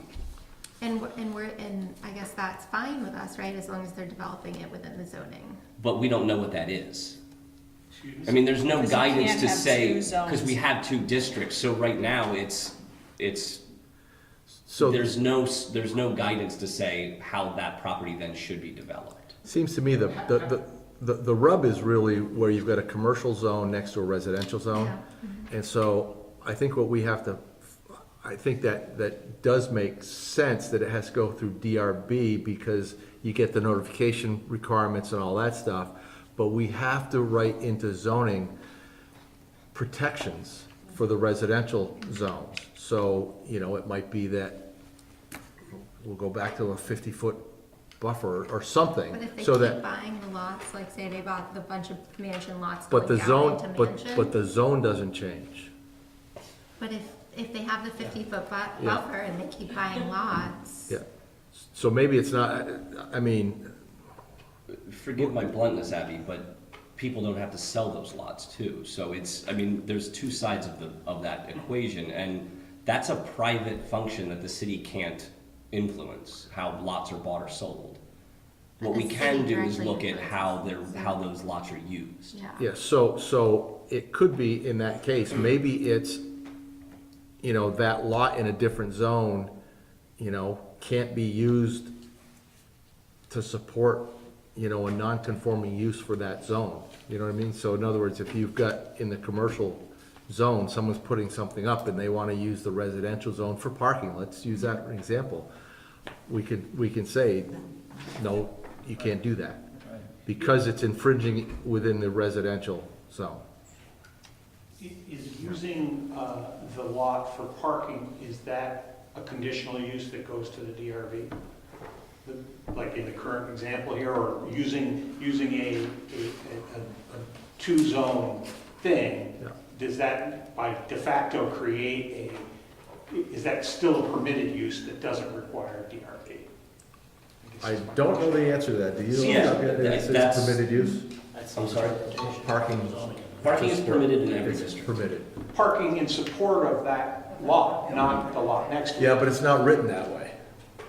And parking as It's an written in entire- support of, it's in support of the But- use of the lot, so how you define lot. Yeah, except that if the property is a lot, it's a commercial parking lot because there's nothing else on the site, and that's not a permitted use, so. Understand, but the problem is the definition of lot. So I've got 3 lots, using that example. Okay. 2 are in the gateway zone, 1's in the residential zone.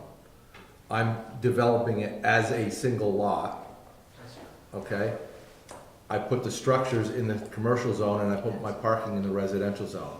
That's where the problem is, because it's a permitted use. But isn't that permitted use subject to lot coverage limits? I would think it would be. Yes. Yeah. So just because you have a lot that's residential, you can't pave the whole rest of your property for parking, right? I'm curious too, and I know we don't want to get into that, but you're using the 1 1/4 per parking space limit, but you're in an RC zone, so you should be using 2 per unit, right? So why is, right? I mean, the So- requirement in the RC zone is 2 So, parking spaces. Yeah. let's talk about it tomorrow.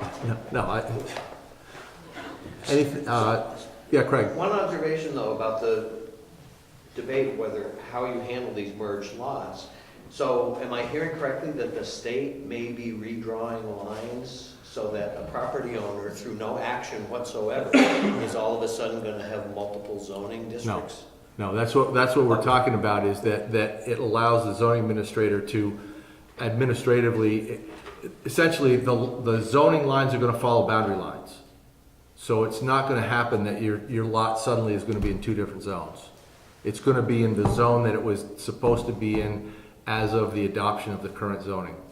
With the changes that you're proposing, or? No, it's just 2016, whatever that map shows. If your lot is in a RC zone, if the parcel map comes in, it slides a little bit over into the gateway zone, you're still gonna be the RC. That line is gonna move to the, so-called the Campbell lot, but anyway, the next lot over, you know what I mean? So I guess a question to the planning commission then is, how are any of these options for addressing split zone lots, do they make sense, or should we be looking at other directions? And I guess when I say make sense, I'm proposing on the fly here to basically remove the request for the rezoning piece that would come to you and just send them straight to a conditional use process. What, I guess I'm just not clear with exactly how that conditional use process works. So if I own a lot in the Gateway District and I buy Abby's lot that's in the residential district, Mm-hmm. and in this example, I want to develop my lot and use her lot for parking, but it's all my property now. Well, you'd have to I have merge to the go- lots first. Right, and I have to get a conditional use to do that, right? Well, so you would merge the lots under the provisions of 6.4C to make it one Okay. lot, and now that one lot has multiple zoning districts. So to develop your property with what you were proposing, you would need to go to the DRB, yes. And get a conditional use. You would need to have the whole project permitted through their through that conditional use process. Okay, so, and then the project would be permitted.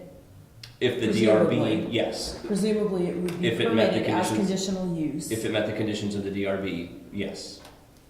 And then what? And then would you have to ask for a zoning change No. for that, or you No, wouldn't? I'm taking that piece out, the zoning change piece. You could still if you wanted. But if the request came forward to the planning commission, it's within the planning commission's purview to say, no, thank you. So I guess I'm just not So- clear about how is this, getting this conditional use thing is gonna protect the neighborhoods? Is it that, that now there's a public hearing and public comment and all of that? Is that the main trigger, the main thing that's gonna trigger that? So that would be part of it, but the DRB can also put conditions on the development. They can also require additional things that may not be, that are outside of the purview of my ability to do anything with the zoning regulations. I can't, as the zoning administrator, I cannot put conditions on projects. Only the DRB can do that as a quasi-judicial body. You all cannot do that either. So the conditional use process would basically require a developer to go to the DRB and outline what they're proposing, and then the DRB could say, well, no, we're only gonna allow you to build 2 stories, or we're gonna require you to put 100 feet of buffer in the back that's fully landscaped with these types of materials, or... And do they have criteria that sort of outlines what their options are? Or is it all based on zoning? Through the all based conditional on use zoning. process, they do. But it's all based on zoning. But it's all, I mean, generally it's based on So- zoning. So that's where we need Have to, language. if we go that route, we have to have language in there that we anticipate will keep those conflicts. I mean, the conditional use process is already outlined in our regulations. But the bottom line is that if I come in, I have those 2 lots, and if my uses conform to both zones, you know, okay, they could put some conditions on it, but I could put my big commercial building in the gateway zone and put my parking lot in the back, as long as I meet the lot coverage and all that stuff. So I guess. So that's where I think we need to, if we're going down that route, we need to put in specific requirements of when that happens. What can't you do? So maybe this is an option. If you're comfortable with having that, at least entertaining properties that have multiple zoning districts going through a conditional use process, I can update the language to reflect that. But then we can also have a discussion about what we currently have in our conditional use regulations. Because there are standards of review that currently exist in those regulations that the DRB would use in their process to make their decisions and their determinations. At the very least, what you're proposing now with this use, having to apply for a conditional use, is going to trigger notifying neighbors and going through, and public warning and all of that, so that people will Correct. know, so that if somebody buys an adjoining, property adjoining mine, that I'm gonna know that they're proposing whatever, I'm gonna get notification of that. Right. And that's a publicly which warned meeting. which is what didn't happen in this situation, is They that were correct to notified. understand that? No, they were notified of the project. When the application came in, through our current gateway, through the current form-based code in the Gateway Zoning District, when a project comes in, within 30 days of receipt of the project, all the adjoining property owners need to be notified at least 15 days prior, let me back that up. Within 30 days of receipt of the application, the complete application, we need to schedule a meeting of the project review committee. At least 15 days prior to that meeting, the adjacent property owners need to be notified of the meeting. That's included in our zoning regulations. That's the only situation, quite frankly, where we do any specific notification of property Okay. owners in our zones. So in this case, though, if we're having the conditional use, if we're gonna add that part, then there will be a longer period of time and more notification and more There wouldn't opportunities necessarily- for people to speak about it? There wouldn't necessarily be a longer period of time, but it would be a similar process, but it would be a formal public hearing at the It would be, DRB. okay. Joe? Yeah, the only point I was going to make is, as was pointed out, the DRB is a quasi-judicial, board, and developers don't go to that without a lawyer. So as soon as it goes to the DRB, you're putting the onus on the property owners again to have to either band together, or somebody's got to pay for a lawyer to be able to even make any sense of this thing in front of the DRB. So just keep that in mind, please, because that's another expense that. Because Wouldn't it be reasonable to say that if you're merging lots with the intent of using the lots to support the different functions, that it requires a zoning change? And they just have to apply for a zoning change and go through the whole process of having the lot rezoned as one lot. I mean, isn't that a more rigorous process, and isn't that sort of the intent, right? If you're saying, look, I own all three of these lots, I want to combine them and make them a gateway district lot, that's a rezoning, and you got to go through the rezoning process. So my interpretation is we then have to make regulations, if you will, how we allow that or don't allow that. In other words, if someone comes in and says, I want this rezoned, okay, on what basis are we gonna say no or yes? You know what I mean? Well, I think before that, Mike, I don't know if legally we could do that, because we're talking about, again, property boundary changes versus But I'm, zoning boundary changes, so. right, but I'm talking about if someone comes in and wants to, they have a merged Correct. lot. I think we have to have in place guidelines for us to follow, so we can say, you know, yes, you can, or no, you can't. Because, I mean, if we have no guidelines, and someone, Dave, you come in and we say, no, and Joe comes in and say, sure, Joe. Now you say, well, what's up with that? Well, we like Joe, we don't like you. Well, that's Yeah. what I foresee, Yeah. if it does end up going to a DRB, whatever decision we ever say no, or DRB ever says no, we meaning the city, Yeah. it could be hotly contested. Yeah. And there's a process in place for that to be appealed. Decisions of the DRB get appealed to the environmental court. But if we So there is a have, process in place. if we have regulations and requirements for it in place, that are, you know, adopted, legally adopted, well, that's what they rely on. So, I don't know, Joe, you would know this better, but if the DRB follows those regulations and the person appeals it, well, I'm sorry, you know? I also sort of feel like until this, sorry, no offense, but until the city gets its together to notify people properly, I don't think, depending on that, is, you know, there's a lot of conversation this evening about, oops, well, that kind of, oops, we missed that. To be clear, only one notification was missed, and that was on the behalf of the state. Okay. The city did follow notification Okay. process for this project. Okay, I'm sorry. Okay, we'll leave it at that, anyway. So the So- alternative to this is to just say that we won't rezone. We won't allow any change of zoning Yeah. lines. Yeah. Leaning towards that. Well, but then we're in a situation where the property boundaries can still change. Yeah. And then we have situations where Or we're too- properties have multiple zoning districts. And why is that so bad? Yeah, why is Yeah. that bad? Because Well- Garrett doesn't know how to. Because there's no guidance for how It's to great. regulate development on those properties. Well, there's case law on it, which says if you have part of a building that's in an RC district, those are the rules that apply to that portion of your property. It's the Boves case down in Burlington. It was recently decided within the last year. It's the exact same thing. I mean, that's the way I'm interpreting the regulations now, is that they follow the district of where they are, of the property, but. Regulations to just do that. So the issue, going back to Mansion Street, because that's the one that brought up a lot of these issues. That's the hypothetical. It's not a hypothetical.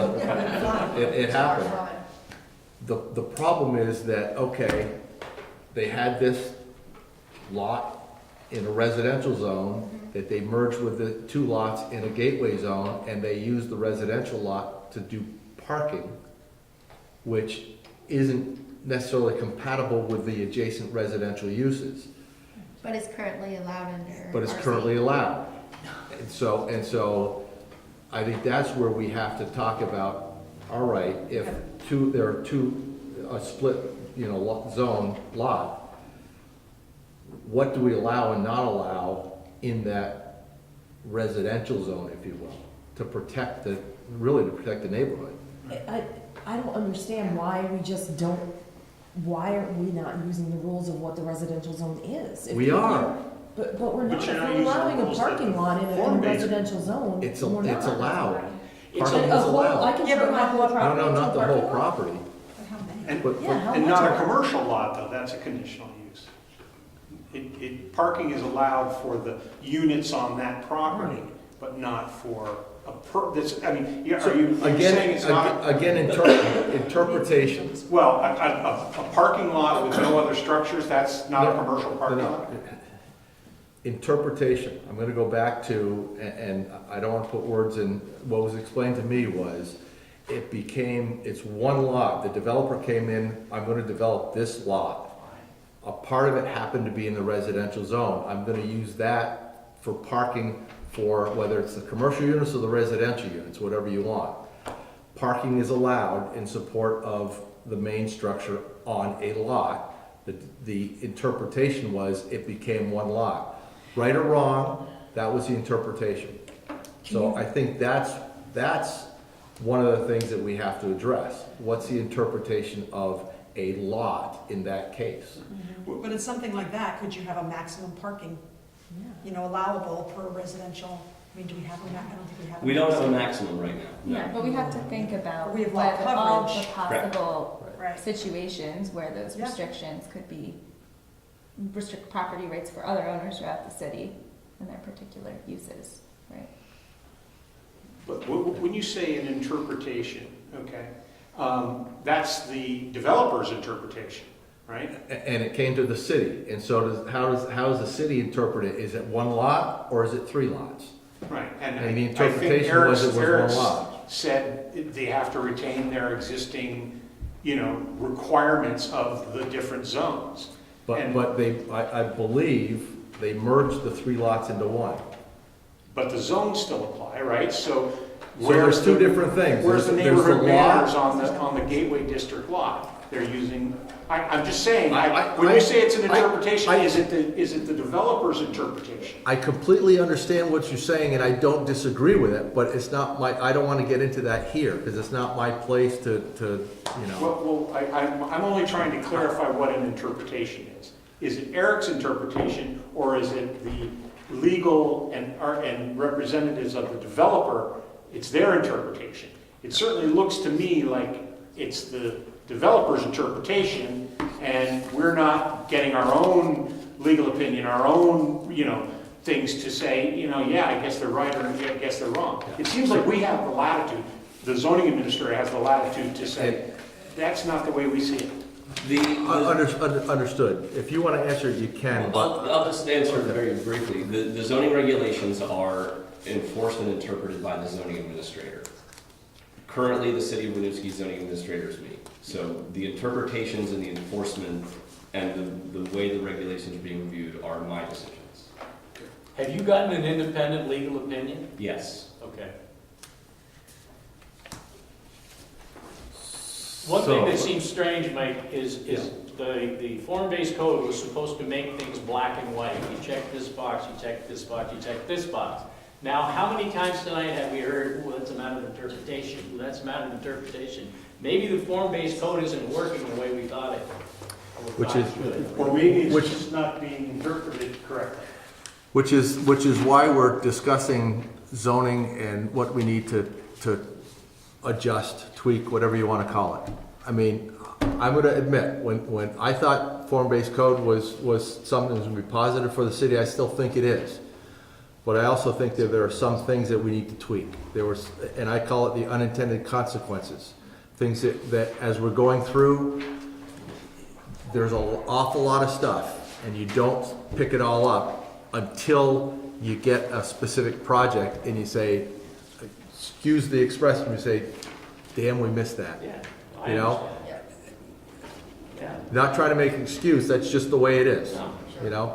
And so what we're trying to do here is we're trying the best we can to correct and close those unintended consequences. So I apologize if I sound like, you know, I'm trying to, you know, defend anyone. I'm not trying to do that. I don't want to get into the specifics of the project there because that's not our purview. That's something that was done correctly, following what was in place at the time. So we're trying to move forward and make the best of a situation that arose. So, just to kind of try to wrap this up a bit. It's only 9 o'clock, let's keep going. Well, I'm just talking about this one. I've been here later than this. Are you all, I should say, as a group, do you want me to continue down the road of conditional use, or should I be looking at other options for properties that end up with multiple zoning districts? I think you should look at other options. I Yeah. do too. Yes. Because I think conditional use just provides an easier way for the developer to get what Okay. they want. So I think, look at the conditional use, look at no change of zoning. I think we also need to look at if there's no change of zoning, are there restrictions on what you can do with that residential portion of a property? Well, I think though, if the challenge we're going to face is that we won't be able to restrict lot line adjustments. Right, but we can restrict a use of the lot that's in that zone. Right. You follow me? I do, but if, for example, if properties are merged, Yeah. there is no one property in that zone. The zone. There is that portion of the property in that zone. There is, Yeah. right, so, So that's what I'm talking about. That portion of the property that's in that residential zone, do we limit or restrict okay, certain uses in there? gotcha. And since I feel like we didn't resolve any of Eric's issues this meeting, does it make sense for us to go, since these are pretty hot topics, back to like a twice a month? I know, I'm sorry, but You're to jumping the speed up the agenda. process? I would be fine with that, especially given the what's going on right now. I Right. mean, we need to address this sooner than later. May I make another suggestion? You certainly can. To your point, many hot topics that take a lot of time. Might, at the next meeting, you decide what order you want to attack these in so you can get them done as you go, yeah. Yeah. Spend a full meeting dedicated to one item. Yeah. Is everyone okay meeting twice a month for the next few months anyway? I can't be here in 2 weeks. I have something else that evening, but Okay. Everyone else? So that would put us in the 23rd. Yes, I can be available for that. So in 2 weeks it's the 23rd? yes, it'd be the 23rd. People available on 23rd? Yes. Yes. Sue's calling.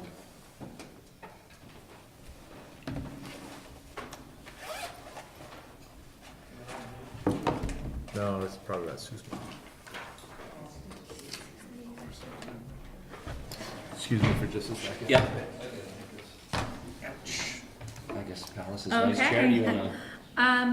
I guess I'll ask you, Eric, what items, are really critical for tonight versus do table? So, well, I think we can skip the next item for discussion of future zoning amendments, Okay. since it sounds like we've got enough to deal with what was just presented tonight. Okay. So I think we can dispense with that item. The discussion of upcoming agenda items, let's see, there was a request from the East Allen Street Scoping Study Group to use the Planning Commission as another local concerns meeting like we did several months ago. When I spoke with them about it, and they were thinking something at a June meeting. We were at that point when we had the last meeting down to one meeting a month, so I wasn't sure if we wanted to take up that time because we'll be giving up an entire meeting for that. I see. So I would, put it out to you all if you want to entertain hosting that again with the knowledge that we most likely would not have any business on that agenda. Or if you want to continue with our meetings and they can find another time and date to host that meeting. When would they want to do that, ideally? I believe they were talking our first June meeting, so that'd be June 13th is what they were looking at.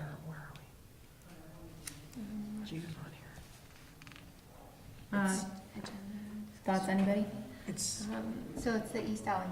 That's fine Scoping study. with me. Yeah, it's fine with me. It's too. June 13th would be the East Allen, like we did Oh, before. I actually won't They came be and here, did a so I should presentation to the public. So, I mean, I don't know if we need to take formal action on that, but it would just be a matter of, they asked me to ask you all if we could. I think that if we're doing the May 23rd meeting, then that would be something that we could probably squeeze in. Okay. Unless anybody disagrees. We were, sorry. Mike, No, go for it. I'm sorry. I had We to were answer talking that. about using the June 13th meeting for the East Allen Street Scoping Study Oh. Local Concerns meeting, which would basically mean we would not do any business that night. Okay. I won't be here, but I'm on that team, so I'm like up to date with Okay. it, so it's up to you guys. Okay. Okay. I think it's a good idea to talk about two meetings because things are fired up again. Well, that was actually on the agenda to talk about. So, okay, so you are all okay with the June 13th meeting as the East Allen Scoping Study? Yes. Okay. And then we had so if you recall, a couple of months ago, we had a presentation on e-bikes, e-assist bikes and Yes. scooters and whatnot. So there was a student at the Winooski High School, I believe, that was doing some work kind of on this, not in conjunction with them, but kind of related to that. And he had done a survey about e-bikes and I think just biking in general and wanted to present the results at our May 23rd meeting. He just reached out to me today about that, and I indicated that we might not be having that meeting since we went to one meeting a month, but now that we're not, if that's something we want to put on the agenda for him to present his findings. He wants to present it to us as Yes. opposed to the council? He wants to present to the planning commission. I think Yeah. I think we should make provision for a high school student to do that, Okay. so. And just say he has 20 minutes, or, I mean, Sure. give him a time, 5 minutes? Maybe somewhere in between. Yeah, whatever he wants. Okay, I will What let are you him laughing know. at, Craig? That's gonna be the June 13th, no. No, That'd be May the 23rd. 23rd. Okay. Yep. And so the other item that I had for future agenda items was to whether or not we wanted to go to a second meeting a month. So it sounds like we do. Is there certain items that we just want to put on there so that we don't have endless 2 meetings a month? Yeah. I mean, I think there's like maybe 3 critical items that we need to make sure we address within Well, the next I 3 think months or something. If I could offer my opinion on this, I think that the historic preservation question is a good one, but I feel like that's something that I don't know where as a community we are right now. I kind of get a sense of where you all are, but I think that we could make some tweaks to the regulations, but that may not be enough to address some other concerns of the community. So, as the mayor mentioned, we're having a strategy session, our leadership priorities goal setting meeting on June 1st. And so if council identifies that as a specific item of priority, there will be additional resources and commitments of time made to that, so we may not need to even deal with that at this time to develop the regulations and to develop the base information it would be similar to the Housing Commission where they're working on developing inclusionary zoning regulations and they will bring them to us They for could review. potentially take on this as well. Correct. Can we say to them that we think it's an important thing and that they, You can make a recommendation. You sure can. I can bring that to them, and I've heard some interest anyway. Because it does, if that is okay with it seems that you this all. issue continually gets brought up and then Yeah. the can gets kicked down Yeah. the road, Right. and it's never made a priority, and then we get faced We with a get this. situation Right. like this. And I would just add that whoever that resource is should be working with us. You know what I mean? Not out on their own. I think let's have whoever that resource is, if it's Heather or whoever, Keep you in the loop. keep us in the loop and let us give our input as it's going through, so we don't get something at the end and say, this isn't what we had in mind. Sure. You know? And I do think it'd be important to have that wording, that we are gonna change the code to have them bless it. Or, you know, that we were Oh, gonna in add. the what we reviewed tonight. Right. You mean. Yes. I think that would be important for them. Yeah, so I guess of what we talked about tonight, I was planning to bring back the first item on the language of historic preservation, and then the definition for lot coverage, and potentially clarification on permit exemptions, and just look at those three for a May 23rd meeting. And not look at split zoning? I don't know if I'm gonna have enough time to get information together for that meeting on split zoning. And what kind of information did you want to get together for it? Well, I'm not quite sure right now, because you don't wanna, you're not interested in conditional use, so I have to see what other options might be available that are not going to infringe on property rights as well, so. You know, other communities, as I presented at a previous meeting, other communities allow one district to extend it to another, but it doesn't sound like that's gonna be something that would satisfy folks either. What was the Bogues example somebody said, mentioned? So as I'm familiar, as I understand it, there was a case involving a combination of lots actually at the Old Bogues Restaurant in Burlington that went to the Supreme Court of Vermont, where it dealt more with it was a split zoning, but that case, I believe, dealt more with a buffer that was in place between the two properties. It was basically a commercial, and I'm not gonna get this right, but it was basically a commercial district against a residential district that had some sort of a buffer between the two. Mm-hmm. When the Bogues acquired both properties, they combined them, and their interpretation was to move the buffer now to the next logical spot against what would be the residential area. Mm-hmm. And the city did not, I guess the city said that was not an appropriate move of that buffer. The Bogues appealed that, they went to the Supreme Court, and the Supreme Court said, yes, that actually does make sense, but for different reasons. So it was a similar case, but not exactly related to just the split zoning. No, okay. So, yeah, if I get a chance to get information together on split zoning, I will, but at this point, to get something together next week is gonna be highly unlikely, I think. Okay. Yeah, and although we are pressed for time, we've got time in our schedule because we know it's not gonna happen next meeting, you know what I mean? We have to get all this stuff done and then do our public hearings and get it to council, so. Right. But I think we should try to have some kind of an idea of timeline, a realistic timeline, as opposed to when zoning rewrite started, I said, have it in 2 months. 4 years later. Anyway. Okay, anything else? Any other business? Well, I was just gonna give a quick update, and we talked about it already, the project review committee is meeting tomorrow. There's actually 2 projects that are being reviewed, one at 11, which is 211 and 225 Main Street. They're looking at redevelopment up there, and the update on the Main and Mansion project at noon on that agenda. Okay. Any other business from members of the planning commission? Did we want to bring up the walk bike? Oh, what happened today? What's that? Sorry, what was the question? So sorry, Terry, I was just asking Terry because we were both part of the walk by Winooski group. And it was discussed to bring up formally in both the planning commission and the DPW commission about the proposed pop-up and event Oh, right. in September. So we didn't know if that should be like an agenda item or it should just be other business or. Well, I It's guess- it's in September. I mean, it can be other business. Do we need to Or have we any could, either way, part it of it, doesn't or- matter, but maybe on the 23rd, you can bring us up to date on it? Okay, Yeah, under other business. under other business, yeah. Okay. I think that's fine. Because I'll forget to get it on the agenda. What's that? I'll forget to put it on the agenda specifically, so, Okay. other business. Any other business? Christine, any updates from you? No? It's full right now. I guess it's 9:15, so I would entertain a motion to adjourn. So moved. Second. Second, all in favor? Bye. Opposed? Okay, thanks, everyone. Thank you all very much. I want to look